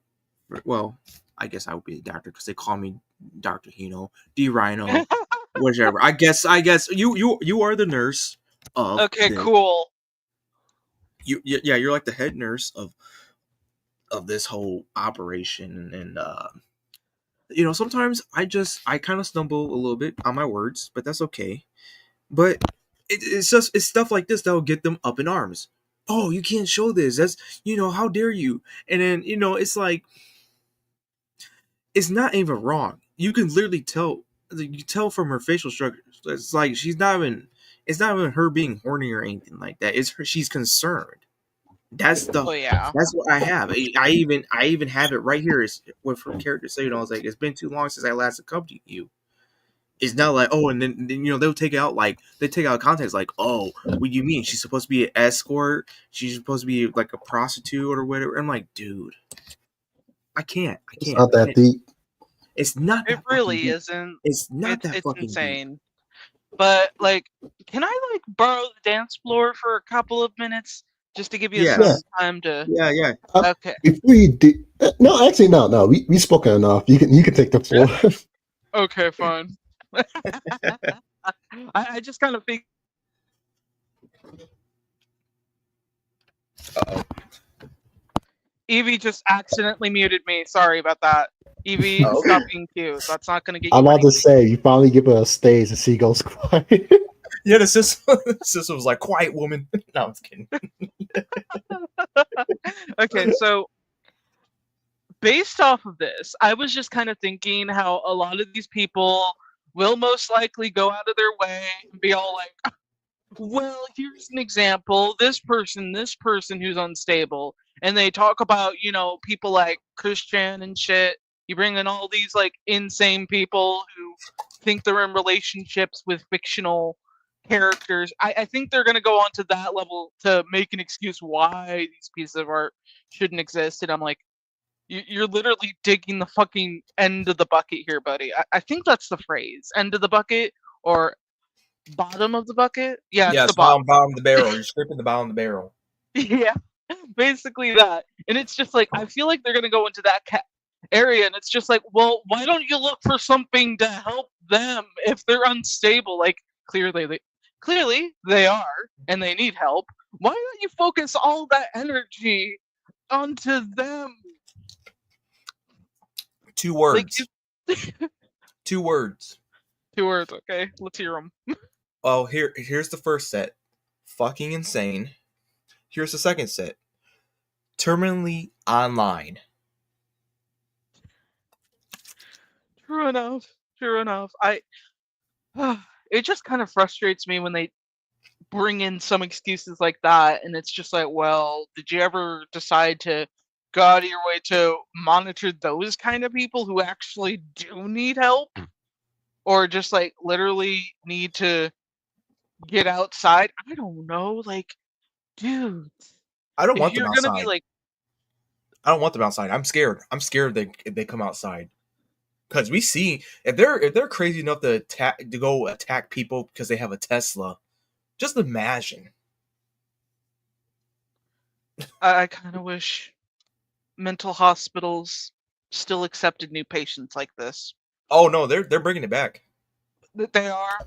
They're bringing Yeah, I back the heard asylum. that's reopening asylums from soon. I'm like, yeah, we kind of need them. That It's would like, be wait very to nice. get entered into them and then reopen them because some of these people actually just need to go. Well, the thing is though, my concern is we about to have an Arkham Asylum then, because you know it's gonna happen. We about to get some. We about to get Can some. I call dibs on being Oracle? I don't want to leave the house. If they're out there, I don't want to be out there. Hell no. Dude, just imagine. Oh god. Sorry. I think I almost swallowed a bug. Oh my god. They're out to get me. Oh my gosh. God. Yeah, so but what else do we have going on? Oh. Well, come on, Kate. Honestly, You're taking over now. Oh, I know. I'm just, let me think of what to say. Well, Okay, wait, I just want to quick, get give me a this brainstorm. point.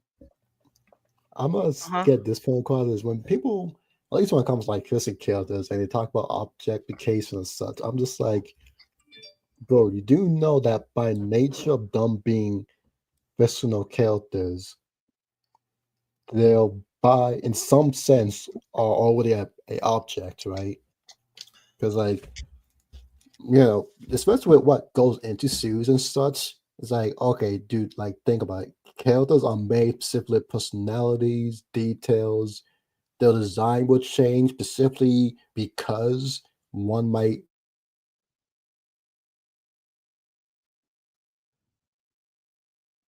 or Damn it, Evie. by nature of them being fictional, they are, in a sense, objects. We dress them up to appeal to people, or to not appeal to people, or to do some objectives. We have them fill roles for those objectives and such. And so it's like, yeah, I got like, yes, everyone get what you mean by objectification, but like I said, fiction, especially when it's entertainment, the point of entertainment is to entertain. Like no one's watching Bobby going, no, I'm not here to be entertained. I'm here to watch uh the individual growths. Is like, what? No, dude, we want to be entertained. Like, yes, you can get to them through other ways, but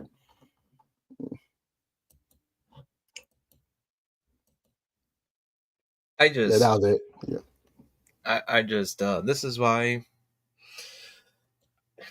Oh, I mean, I said all I had to say about this stuff. It's gonna be me, just being a broken record and being myself. Hey guys, you know what I can do? I can do something that they can't. Actually, not try to actually repeat myself for 3 or 4 days on end. I'm sorry. I had to throw a little bit of shade out there, but yeah, it's I'll say this: I've seen a little bit of hope with this younger generation, and I know a lot of people are saying, "Oh man, this what generation? Gen Alpha? Yeah, Gen Alpha.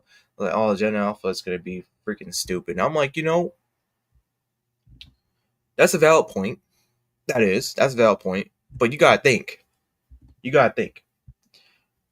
Our generation are the digital nomads, as in we grew up with the internet in its during its infancy, during our infancy.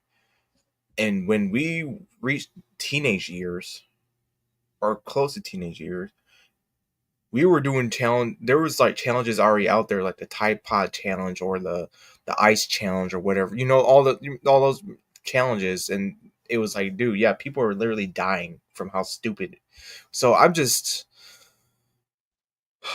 I mean, if anything, we deserve some of that blame too. We do. I'm not saying we're a terrible generation. Every generation is gonna be blaming the other, but I would say that we are kind of like to blame for the start of that in a way.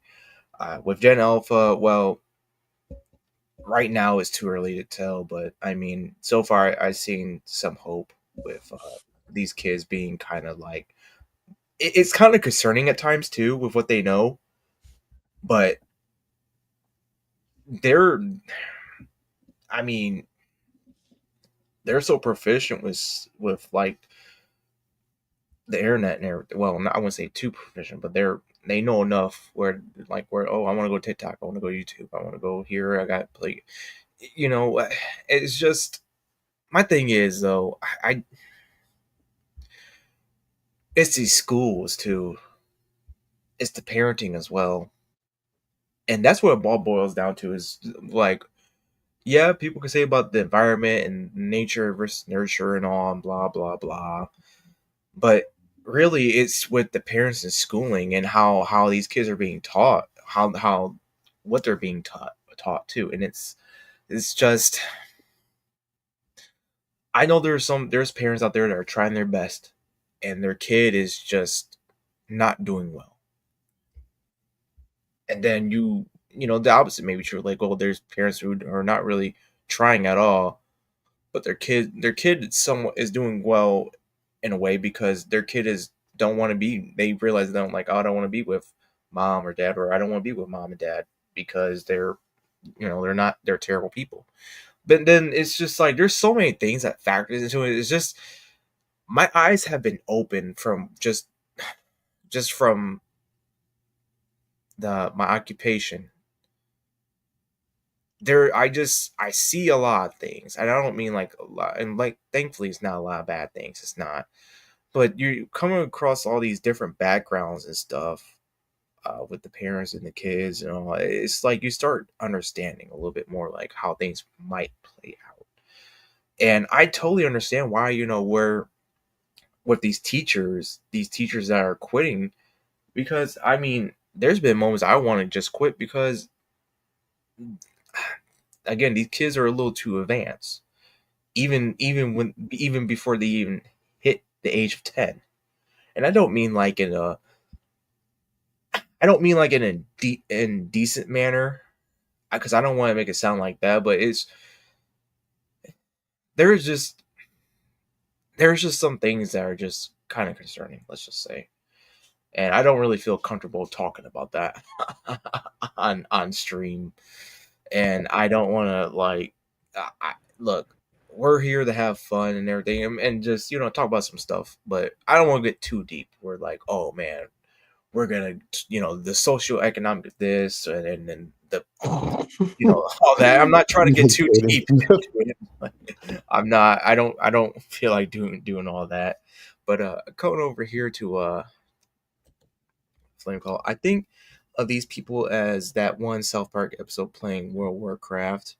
I say people who are offended by certain words in that they take it overboard. I mean, look at RE5 back then, hated for wrong reasons, and that was back in 2009. So yeah, that they've been there. Those type of people been there. I mean, they've been there for a long, long time. Probably back in the early D&D day. Well, maybe before that, but yeah, because we have to go back. We have to go back to Elvis Presley because they were kind of doing that too to him. But it's just it's weird. It's like kind of like each decade has like its own censorous villain of sorts. And then another one from Flame Claws. Schools and parents, a lot of them are failing. Schools don't teach them what they need to survive, and parents refuse to raise kids nowadays. No wonder the newest gen is raised by the internet. Yeah. Honestly, I will say that. This would kind of go back to what I was talking about earlier in the stream, where it's like, yeah, a lot of the stuff that people are consuming and getting entertaining are turning them bitter because it's just bitterness that's being injected into them. And the worst part is that sometimes not even like something good can really help. Like the Superman movie, that should be I get to say pure injecting film. And generally speaking, I still think it does, but even then, I still see some people just straight up be somehow turn that into something negative. And I don't mean like, the people who hate the film or such, but I mean like people who are glazing the film for being, hope core, but then like literally like 5 seconds later to saying the most toxic thing, or they're filtering it through their lens. So instead of them getting a message about to being kind and extend that outside themselves, just being, oh yeah, I'm kind to everyone who's just me. And I'm like, okay, so you didn't even really taking the message. You just went, wow. Yeah, I'm just gonna keep doing what I'm doing. So I'm like, okay, so you're not even taking in the message. You just keep being you because that's the only thing you can keep being. Yeah. I mean, I'm maybe some people are concerned about. I'm a little bit concerned, but I'm not to the point where like I'm like, oh man, this is freaking me out. Like no, like I said, I do believe that Gen Alpha, from what I've seen, they might be a little advanced than most, but with that advance, I mean they're seeing some truth too. They are, but hopefully they're not distracted by the bread and circus. Hopefully they're not, like, because that's what's plaguing us and our parents and our grandparents right now. The bread and circus, the TikToks, the YouTube, the social media. And I'm not saying, oh, I'm like this holier than thou thing. No, I catch myself kind of being a little distracted by that thing, and that's a problem. Really, I even saw yesterday. I think it was yesterday or 2 days ago. that there's a study there that both Gen Z and millennials, their attention spans are going down. It's declining, which I'm pretty sure we all knew that, but it's real, man. That TikTok brain is real. It's not even just TikTok. It's all this stuff they're showing to us. It's insane. We're living in a dystopia in a way. We are. And I'm not trying to get into this whole conspiracy theory like, oh, no. I mean, when you think about it, the advertising, the data, that's the new well, not liquid gold, but that's the new digital gold. I know people like probably want to say like, oh, it's Bitcoin, that's like digital gold. Fair enough. But the new digital gold, hell, like even back in the old days, and I mean the old days before there was even technology, was information.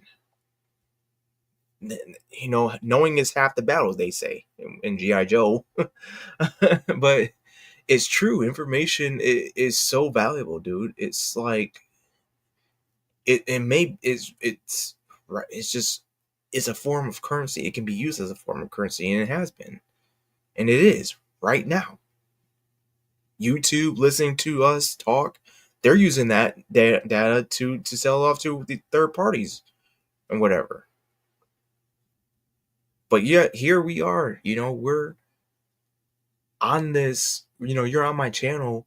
Heck, we could be on your channel. We could be on Kate's channel. It wouldn't matter. They can literally make money off of us just without even having to pay us or anything. Like no, they don't. I mean, I understand this is their platform and everything, but it's crazy to think like time is valuable, and they say time is money, and you know there can be more than one truth. There can be 2 or 3 truths. Yes, time is money, and so, but that's what keeps a lot of people stuck in a way. The ones who understand it truly are the ones who are prospering off of our time. And I'm not trying to make it sound like they're the bad guys. I'm not trying to make it sound like that at all. But there's this quote unquote fatigue is real, where people are just tired of they're tired of like not having stuff that they need, that they want. And yet they see people on social media who supposedly are doing a lot better than them, and they want that life, not knowing what the real cost is. Though those people, those influencers, they're most of the time or half the time they're selling a lie. They're selling just a dream. I'm sorry, y'all. I got deep right there. Oh no, you're good. Yeah, I like the was like, yeah. I mean, thankfully, I always think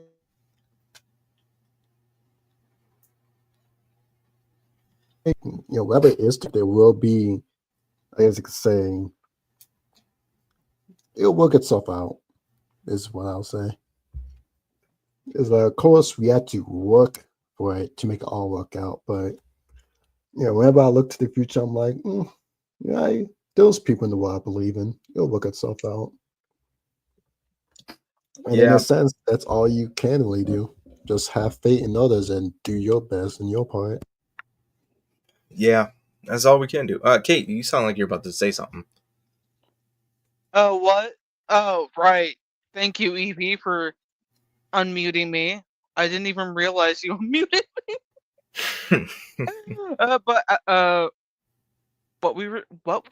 What were we talking about again? I just kind of phased right in, and I'm like, what? What are we doing? We were talking about the future of humanity, basically, in a way, I guess. Oh boy. As long as it doesn't involve anything weird with merging each other's consciousness into one, please. I do not need people seeing what I've seen, okay? Ugh. Sorry, I'm still getting through remembering watching Evangelion. Ugh. You know, I tried watching an anime and I found out there's a specific order of how to watch it, and I'm like, I was gonna try it, but then I was like, no, I'm not giving Netflix my money just to watch that one version of the show. No, just no. So I gave up on it pretty quickly. I liked what I watched, but I was like, man, it's a shame I can't go in the order that the people recommend me to go in order with. So I'm like, I wouldn't make a big deal of the order. I just go timeline of when it was released, and I just jump into it. That's all I'm saying, because honestly, it's probably a better idea. EV, you do not want to mute,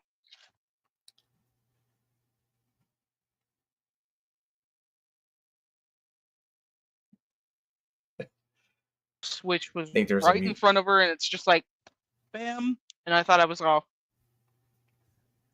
Seriously, EV, can you still hear me? Yeah.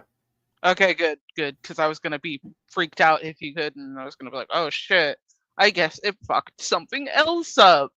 But like I said, it doesn't really matter of a particular timeline. I just figure I'm gonna watch it all, obviously, because this kind of stuff is really intriguing to me when it's like brought to me, because I didn't know this was a huge turn in anime, and of course affecting other pop culture stuff with its influence.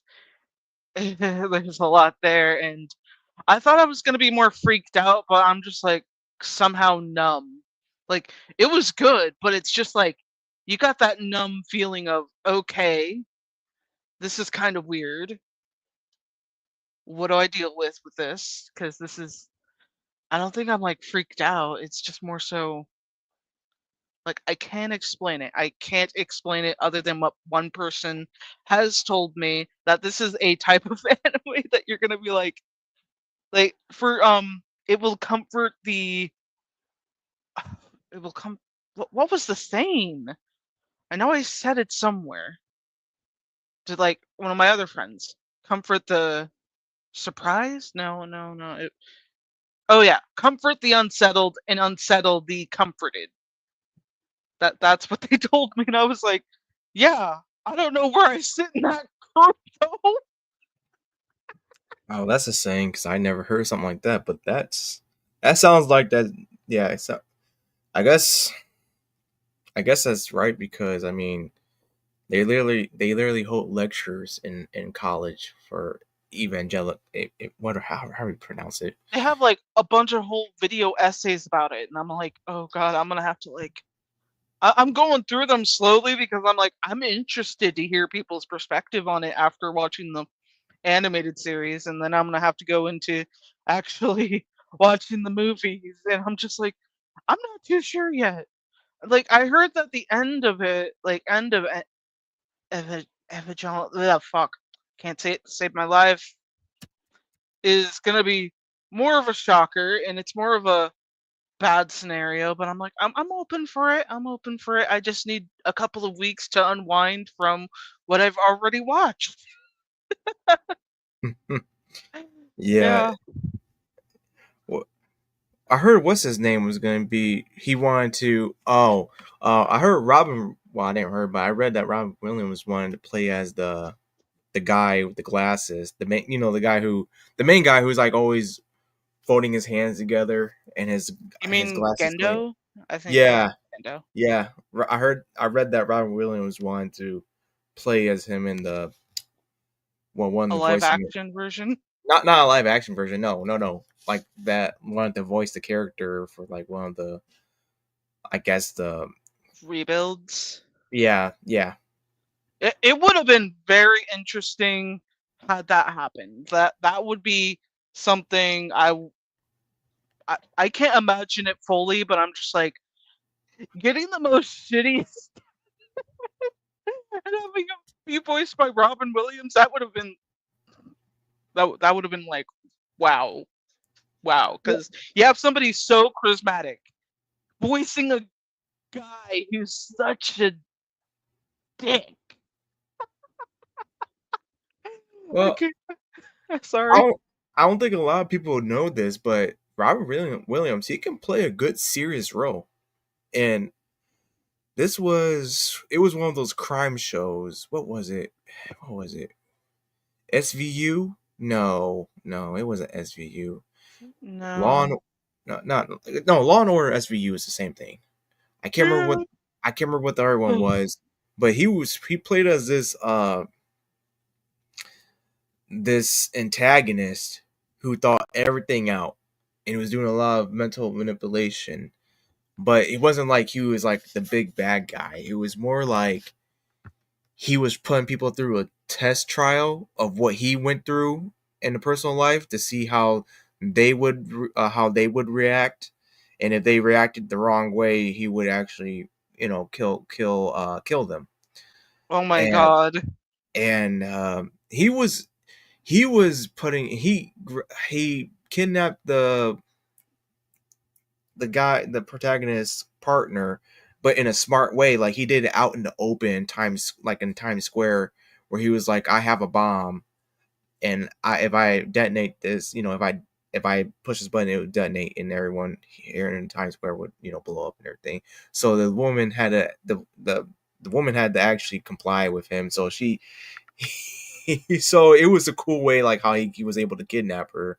But what he did was that he took recordings of her, but he wasn't like doing anything crazy to her. And so he would set up these recordings and make the protagonist think like she was in pain. And he was like, you hear that? I'm shocking her. That was the amount of voltage or watts or whatever going through her. The next type, well, if I up this even more, it might actually kill her. So he was playing mental games like that with him. And when they actually got to the confrontation, he saw that his partner was okay. She was just in the dark room and everything. But the thing was, she couldn't see them. It was a one-way mirror. It was like a one-way window mirror thing, whatever. And he was explaining to him, the antagonist was explaining, well, Robert Williams was explaining to the protagonist, like, I made this decision years ago that changed my life.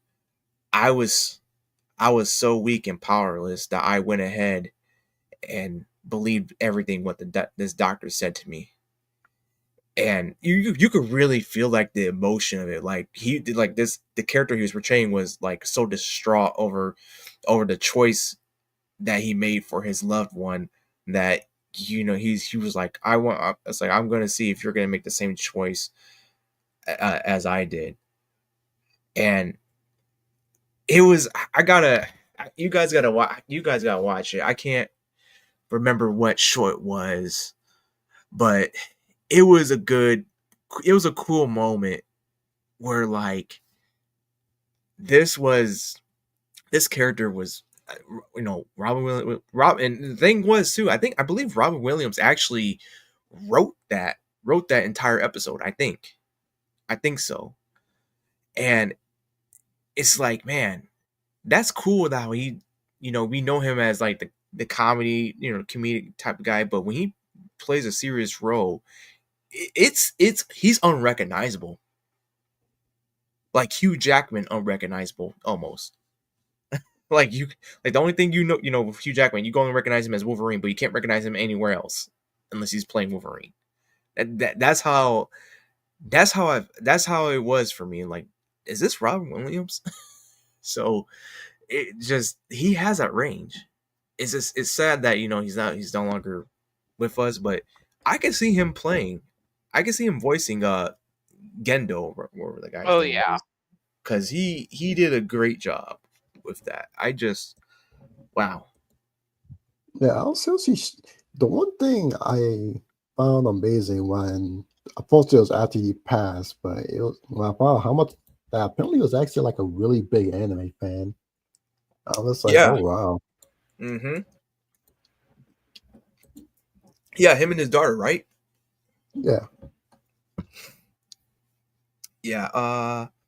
Oh, it was SVU.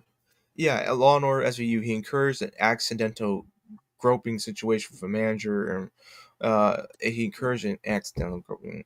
It was he wrote the episode 2. I watched this recently, and yeah, he had Olivia tied up in Stabler as one. Yeah, yeah, dude, that was a good episode. That was deep. I just that was fine acting. See, oh my gosh, dude, what else? There's just so many things to even talk about. It's like no wonder why people just forget things in a week. There's too much going on. Oh yeah. Oh yeah, I forgot about this. This is another reason. This I feel even more vindicated why I don't have subscription services for crap like this. I feel so vindicated. HBO Max has removed all throwback Cartoon Network shows. Some of the remaining Oh shows in no. the network's library is set to leave the service real soon. I will always say this, and I will keep saying it until the end of my days. Buy physical. Because I I'm might as just, well start doing that now. yeah, I know it's gonna make a resurgence. It's gonna, because they showed us way too many times that we don't actually own the stuff digitally when when we actually buy, quote unquote, buy it, and next thing you know, there's nothing. I mean, it just happened. I think it just happened a week ago where Xbox took away, like, just suddenly shut down their movies and TV section. And I used to buy a lot of anime from their movies and TV section. Like, they would have like a big anime sale and I would go ballistic, like just buy everything. They had shows from, like, I can't even find on Sony's thing. And how does Microsoft have a better selection than Sony? So yeah, that happened. So I don't know how you guys feel about this one.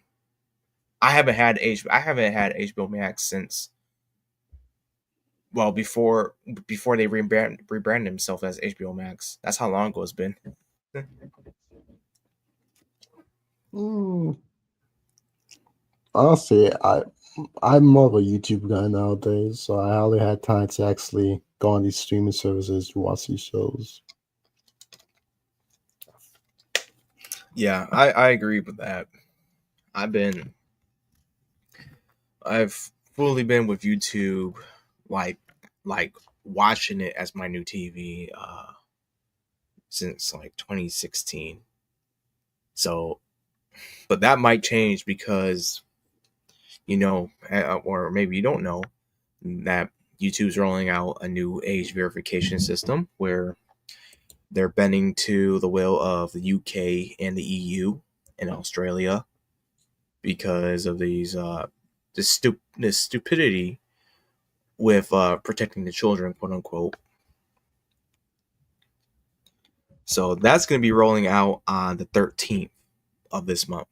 So we'll see how that works. I'll be honest. If it's like just ridiculous, I might just not. I don't know. I've been thinking about it, but I might not upload ever again on YouTube until that's taken away or some bill is introduced in the States where, like, US based companies cannot and will not be subjected by foreign laws. And I think that should happen, actually. I think that should happen where it's like, if you're a US based company, you should not be bending to any our country. You should not be doing that at all. Yeah, that makes the most sense. I mean, honestly, hopefully this whole, I mean, I'll be honest, I have no hope for the UK, like at all. Like they've been absolutely garbage as a country. And Yeah, it's kind they're of funny because like all the guys over there spend all their time just complaining about America. I'm just like, okay, so you got all that energy for that. But when your country is doing dumb stuff like this, all of a sudden you guys can't why you guys can't do anything. Okay. Like I mentioned before, people who have a lot to say, but they basically useless doing nothing. It's like, dude, just get out. Or, yeah. I mean, this is all a coordinated effort. I totally believe it's a coordinated effort because versus the collective shout stuff, and then obviously the payment processors, and then all of a sudden it's the UK and the EU and Australia, and then now it's to the point where the US is introducing two bills. It's the Screen Act, and then there's another act where they basically are like the same. They're one and the same. They're just labeled differently, and basically trying to be like, oh yeah, we need verification systems in place to protect the children. And I'm just like, you guys don't give a damn about the children, because if you did, you wouldn't be giving us this food that poisons us, that's been poisoning us. And two, you wouldn't be this the country itself wouldn't be the highest customer for human trafficking, which is insane. How the United States has the highest numbers for human trafficking. That's insane. You would think like, I don't know, South America, Brazil, Africa, and all that. You probably think you would probably think something like, but no, dude, it's here. So I'm kind of tired of hearing this. I've just been real tired of hearing about. Again, I'm gonna gotta clarify. I don't.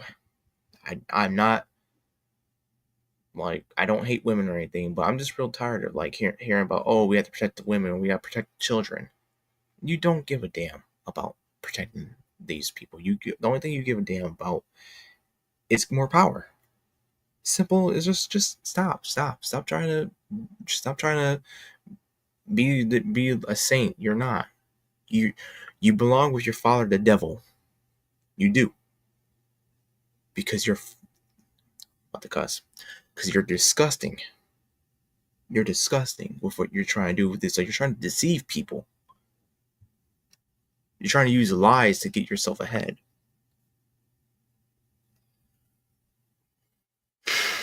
Yeah. And one thing, I don't want people to think like I'm upset or anything. I'm not upset. And I'm not calling for a revolution or anything like I that. am. I'm not calling for, let's just say, I'm not calling for a revolution that many people would think. I'm calling for, let's just say, a reassessment in a way where that hurts them the most. As in what we're doing right now with these payment processors that actually, just complaining and refusing to forget how they want us to forget. And every week we keep bringing it up. So I don't mean like violence or anything, but more of like, okay, we're gonna use our First Amendment right. We're gonna keep using our First Amendment right unless something happens and we gotta resort to the Second Amendment. So hopefully that doesn't happen. But that I mean, it's humanity. Oh, the humanity. Oh, all right, Yeah. right one. Well, I mean, get that heavy subject. Zeal's hoodie. Would you will to fit or not? Wait, what? I said, moving on to a lighter subject. Zeal's hoodie. Will you wear the fit or not? Would I wear the fit or not? Yep.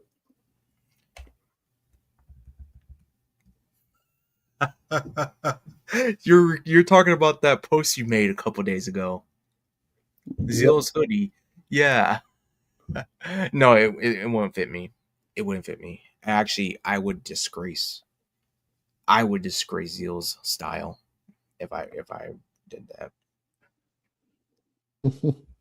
I look, I know his stuff ain't real fancy. I know that, but no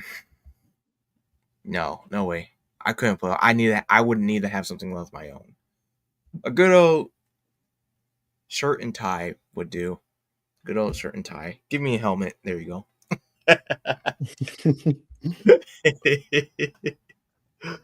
Man, I can't. I apologize to my audience and also my guests. I didn't mean to get this deep. I wasn't trying to make this into like a real like depressing stream or anything. It's just I'm again just talking about whatever. Try not to get to that point where like, oh, everything is terrible. No. Again, just that just kind of happened. We didn't plan for this. I didn't plan for this. This is the most organic we're gonna get right here. Well, I could say that, and I could be totally lying and saying, yeah, let's come on. We're gonna make it like we're gonna do like an Alaric move, like this is what we're gonna do next. No, I'm just kidding. I'm not doing all that. That's too much planning. That's too much coordination, and right now I don't have that energy like that. But let's make this fun. Actually, let's make this fun. Kate, what do you think about Zeal? I don't know if she's there. Oh, I'm here. Oh, there she is. My brain just kind of snapped back in, and I was like, "Shit." I gotta use my brain again. No, I'm just kidding. Yeah, what do you think about Zeal? What? Zeal, his character. Hang on, let me pull him up. Oh, right. Because this makes sense. My brain's just like taking guesses. Evie, no, don't press against the power button. Uh-oh. Evie, that's not the right button you should be pushing. But which one was Zeal? The guy. Oh, the guy. Okay. My brain was just like, shit. I was Hold off on. and on. Hold on. There were so many characters, and I was trying to like pinpoint which one it was. Oh, that one. There you go. Right. Yep. That's the one. I didn't get a real appealing photo or picture of him, but that's okay. That's understandable. I thought he was pretty interesting when I was hearing what you guys were talking about so far with him. What would you think, though? Would you date Zeal? I'm very specific when it comes to characters. It's debatable, very debatable. What do you think? What do you think though? Would it be the uptightness of him, or is it just if he's exhausting with the uptightness? I would probably be like, okay, this is definitely the kind of guy that works well in some categories. It kind of sounds weird, but it's just like when you see a guy getting all like uptight and annoyed about something, for some women it's kind of hot, but for others it's not really. For me, it's like, okay, let's see what's underneath there. No, I don't mean underneath the clothes. I just mean in the personality a little more. Sure. I need to start chopping away at stone expression. That's how they trap you right there. Yeah. Let me get my pickaxe for a minute. Yeah. If I had to choose like with Zeal being my friend, I would be like, look, yeah, we can be buddies, but I don't know how or what, like I'll be dragged into stuff. I feel like I would be dragged into things if he was my buddy. Cause it's like, oh, damn it. It's like I can't have this guy die here. I gotta be there or something. Like, oh, here we go. I'm gonna potentially get heavily injured, do this knucklehead. And then like, I don't know.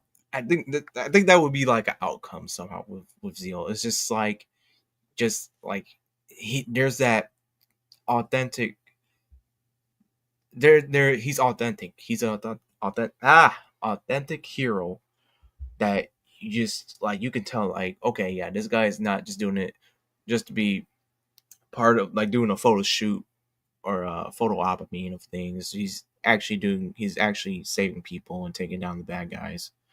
So I mean, yeah, that's what I would think.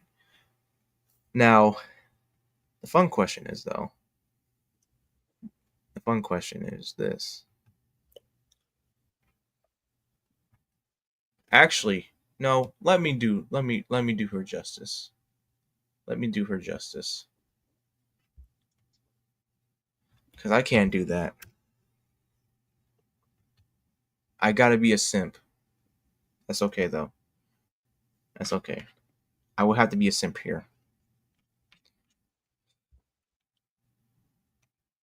And I'm sorry for what you guys are gonna hear from me, but that's okay.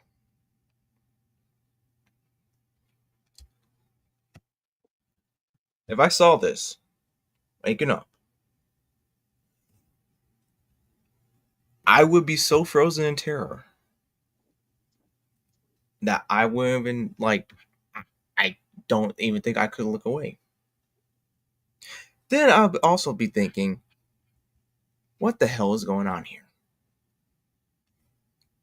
Why is this villain here? Also, where's my heart? I would just I couldn't. Do you have a scenario written out about this, Ken? Do you have a scenario?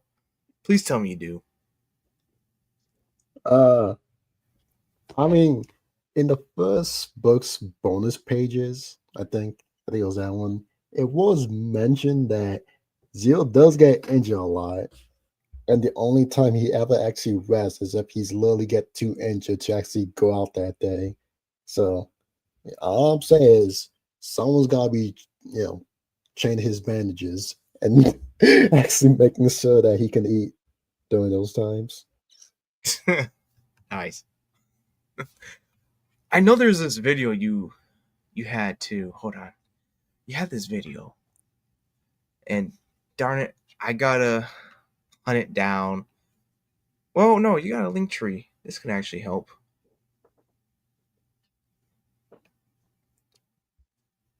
Oh, there it is. Thank God. Thank God you have a link tree, dude. Because I was gonna like ask you like, dude, where's your YouTube channel? You're not making it easy for me. But Kate, you gotta see this. You gotta see this. I think this is like I love it. Oh no, it's playing. I think you'll love this, Kate, because this was Oh, okay. one thing I was waiting for. No, the audience is definitely gonna love this, and I give my full just praise to Ken for this one, dude, because I've been waiting for this. Greetings, boys and girls. Hope you're excited for Relentlessly Bullied Hero's first Q&A session.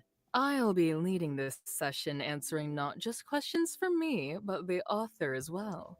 Probably because he knew you all love hearing my voice. With our lead director and co-producer, Lily, reading the questions. Say hi, Lily. As the architect of our success, it pleases me to be recognized. And of Okay, Ken, I gotta ask you this. Since you're here. So, How did this whole process go with like these voice actors? Because I want to know the behind the scenes.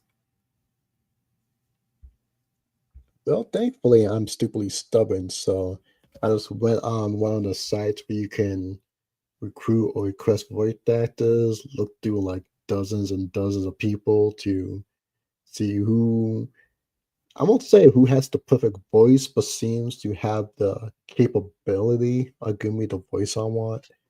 And then, again, contacted them, tell them what I need. And usually from there, they either ask for like some kind of reference or like some kind of, they'll be like, okay, so what are you trying to go for? And depending on the character, I might, send them going like, oh yeah, try this, try that. And then from there, they'll be like, okay. And then they go work on it, give me the draft version. I'll listen to it. Usually, when it's like the first time I'm commissioning them, they'll give like a couple so that they can see or hear the different tones. And at that one, I just pick the one I prefer, and then we continue on with the script.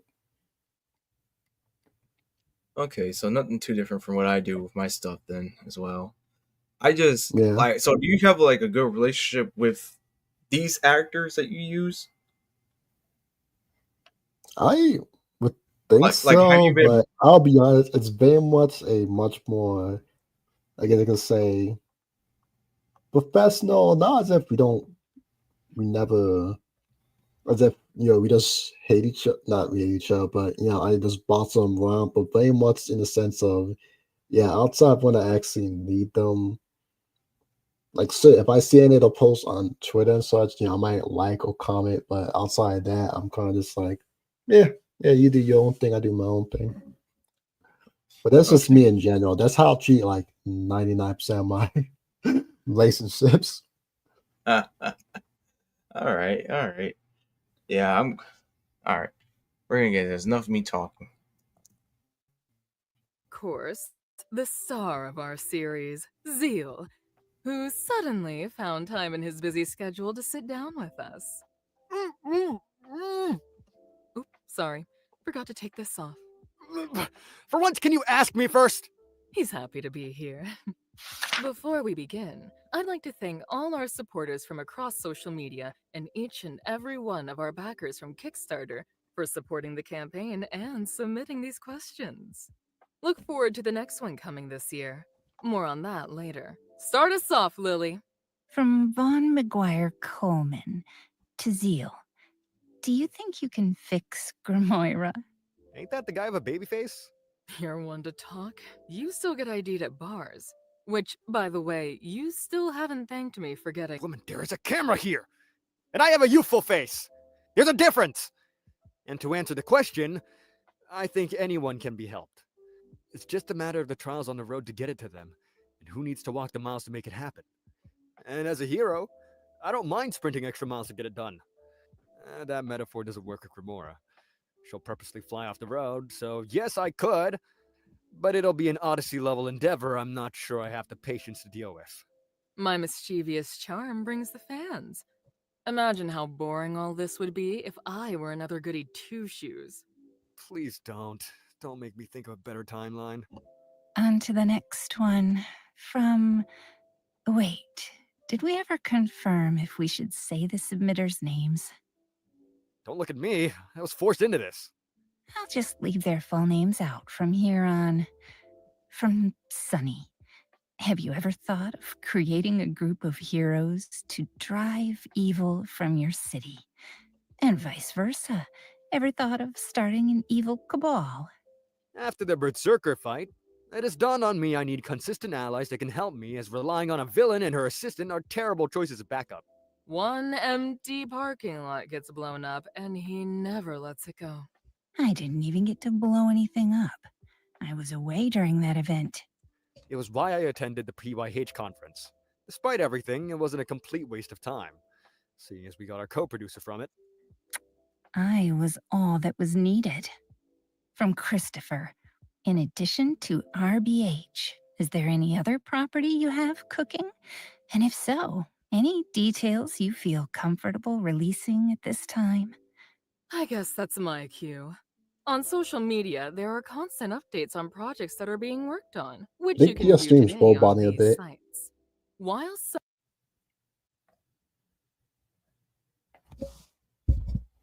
Ooh, say that again. No, so I think your stream was roboting a bit. Roboting a bit. Uh-oh. Hope not. Some Yeah, must it's better stay on the now. down low for certain reasons. We can openly say to look out for the Project Storm Rail Riders. Inspired by Air Gear and Jet Set Radio, it's a high rush style series about young people getting into all kinds of trouble on specialized rollerblades with style and swagger. From Carlos, what inspired this series? From the notes, obviously many superhero series like Justice League Unlimited, Batman the Animated Series, the third Green Lantern series, etc. had their influence. But also anime like My Hero Academia and other classic shonen with influence from a certain subgenre of shoujo. Can you guess which? The fun part is the dash of inspiration from the Mega Man Zero franchise. I guess you could call it an amalgamation of what you enjoyed growing up channeled into a unique story about heroism, living through challenges life gives you, facing realism, chasing idealism, and many other themes through the lenses of an edgelord. That was mine to finish, but I'll let it go. From Justin. Are there any parts of the book that you had to remove that you wish you didn't have to, but you know it made the book better? A lack of questions for me. Well, anyway, yes, it's a bit hard to pinpoint what, since usually what was cut didn't even make it to script form. More often than not, a cut was just trimming down a scene to get the same point across in less words and panels/pages, so we could keep a relatively consistent page count. Taking out over-explanatory scenes explaining obvious powers or moves, because we assumed you're not in second grade. Taking out a gag here and there, or even a bit more pranks and cameos going on at the PYH event. From Jacob. What has been the trickiest character that you've drawn so far? Are the ones meant for me at the bottom or something? Cornerstone of the series is feeling a bit neglected here. Answer the question. I got things to do with others. Fine. The artist Jose Dibu said, I would say that Grimoira, at the beginning of the series, took me a while to get used to drawing the type of clothes she wore and her body type. Now I enjoy drawing her and feel more comfortable doing so. Flattering. Thanks. From Jared. Question for Zeal. Do you resent the author for writing your relentless bullying? Him again? Only when it's excessively for profit. Being tied up at conventions for 3 days straight. It's not that bad. You all keep forgetting to feed me. You know how many guns were pointed at me? Is this a bad time to mention we're attending Anime Magic 2025? From Vincent. Hey Zeal, quick question. What are your thoughts on hero team-ups? I've seen a lot of heroes form their own groups to take on larger threats, even those who usually try and fight solo. Think that's a good idea at all? I'm not starving for one. There's few heroes out there have the vision I'm going for, but I don't knack working with them if we happen to be handling the same emergency and find them not completely morally abhorrent. As heroes, pride and ego can be set aside when the time asks for it. You answered it differently, but isn't this just a duplicate question? I think it's time for the star of the series to answer some real questions. Wait, JV, I'm reading the next one? Why? Who knows, but let's get this over with. From Donovan. Hey Ken, that's our author by the way. Will we get more scenes of Lily? Super interested in her design and what she's all about. Oh my god! Oh, come on! This was written when the only scene of her officially was a non-speaking role in a flashback. I hope they like number 2 if that's the case. I call bullshit. Where's my own? Seems like that's it. What? Nah, that. God, not again! Such a sore loser. Sister, I don't think we can say that word. The algorithm. Oh, don't bleep me. I am the marketing of this project. You dumbass little assholes with me. You might wanna... Cut! Thanks for viewing this Q&A. Hope you enjoyed it. Check out the Kickstarter for the next Relentlessly Bullied Hero chapter, or the other project, Storm Rail Riders. Follow our social media, including the Substack where you can get exclusive updates on projects and content early. And don't forget to like and subscribe to make Sister happy. She really needs it right now. We look forward to your continued support. Bye-bye. Oh my gosh. I love it. I love it. Yeah, it was a fun time. That was I wasn't expecting my question to set her off. That was funny. Yeah, honestly, technically speaking, that video's been, not literally, but technically speaking, it's been in the making since like the first campaign.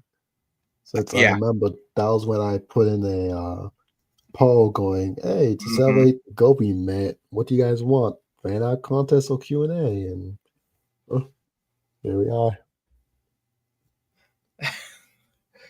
I hope we get another one soon. That's actually I love it. I just can't. I just like that was such a reward seeing all that. Just hearing it. It's just oh my gosh, I loved it. Every single bit of it. Still do. Man, we are reaching. I guess we're reaching the end, y'all. We're almost there. I don't know. Kate's been real quiet. I guess something happened with the dog. What? Here we go. I guess I'll be a running gag today for this stream. Yeah, me just snapping out of like existence and then coming back once you summon my name, and I'm like, shit, what happened? Even though I know what happened, and it's just like, oh shit. Yes. My gosh.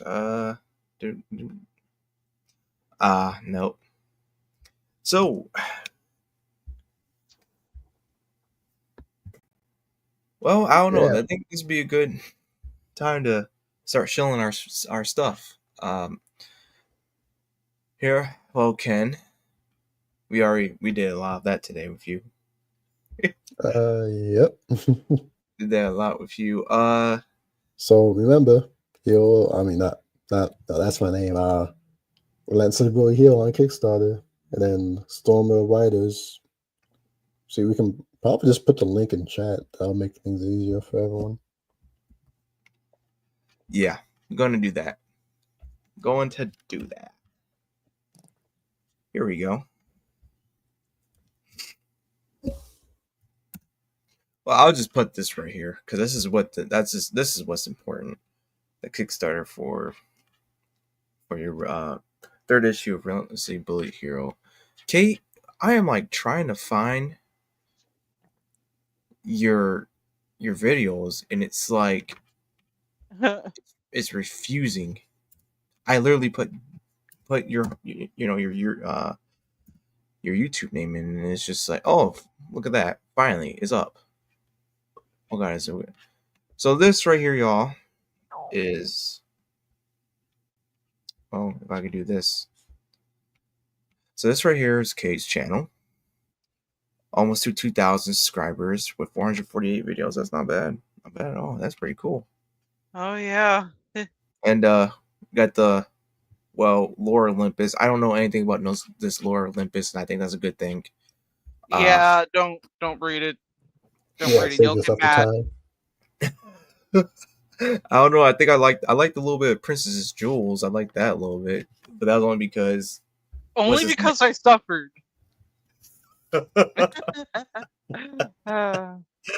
Well, no, not entirely that. It was what's his name? The guy, the fat guy, who was like the best character. But yeah, that was Kate's channel, and then if you want to hop over to my channel, you know where to find me. It's easily. Oh God. Okay, cool. I thought something crazy was gonna happen. I don't know why I keep doing that. I'm just like, I don't trust myself at times. You just never know, you know. Got this right here. Zen's Cathedral, Nocturnal Blood Rain, a little bit of Elden Ring. They've been doing manga dubs for I don't know, since what, December?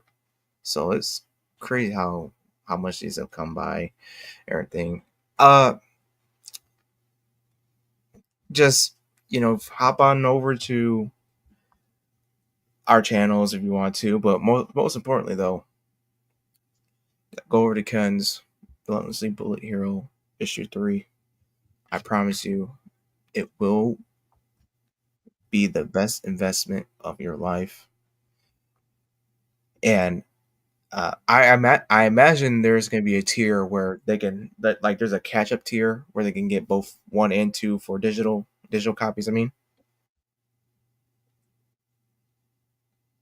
I'm sorry, what's up?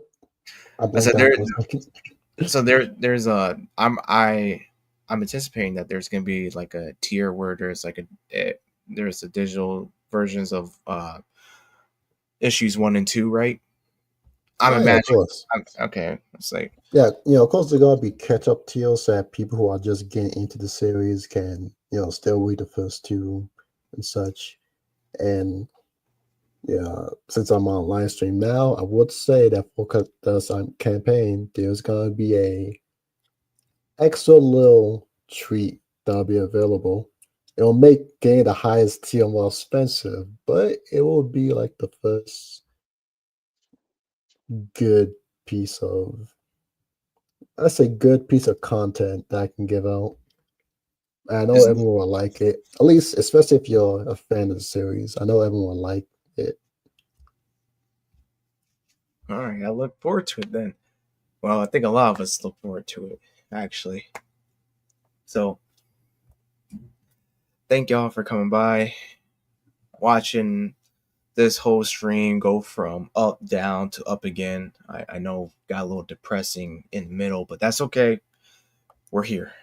And want to say thank you to my lovely co-host, Dazzling Kate, and my special guest, Hero Darky Dark, or Ken, for being here and just having fun, making this a blast. Honestly, I've waited too long to do this.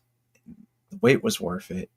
Hopefully I've been a good host for everybody, and I'll see y'all later. Until next time, ciao.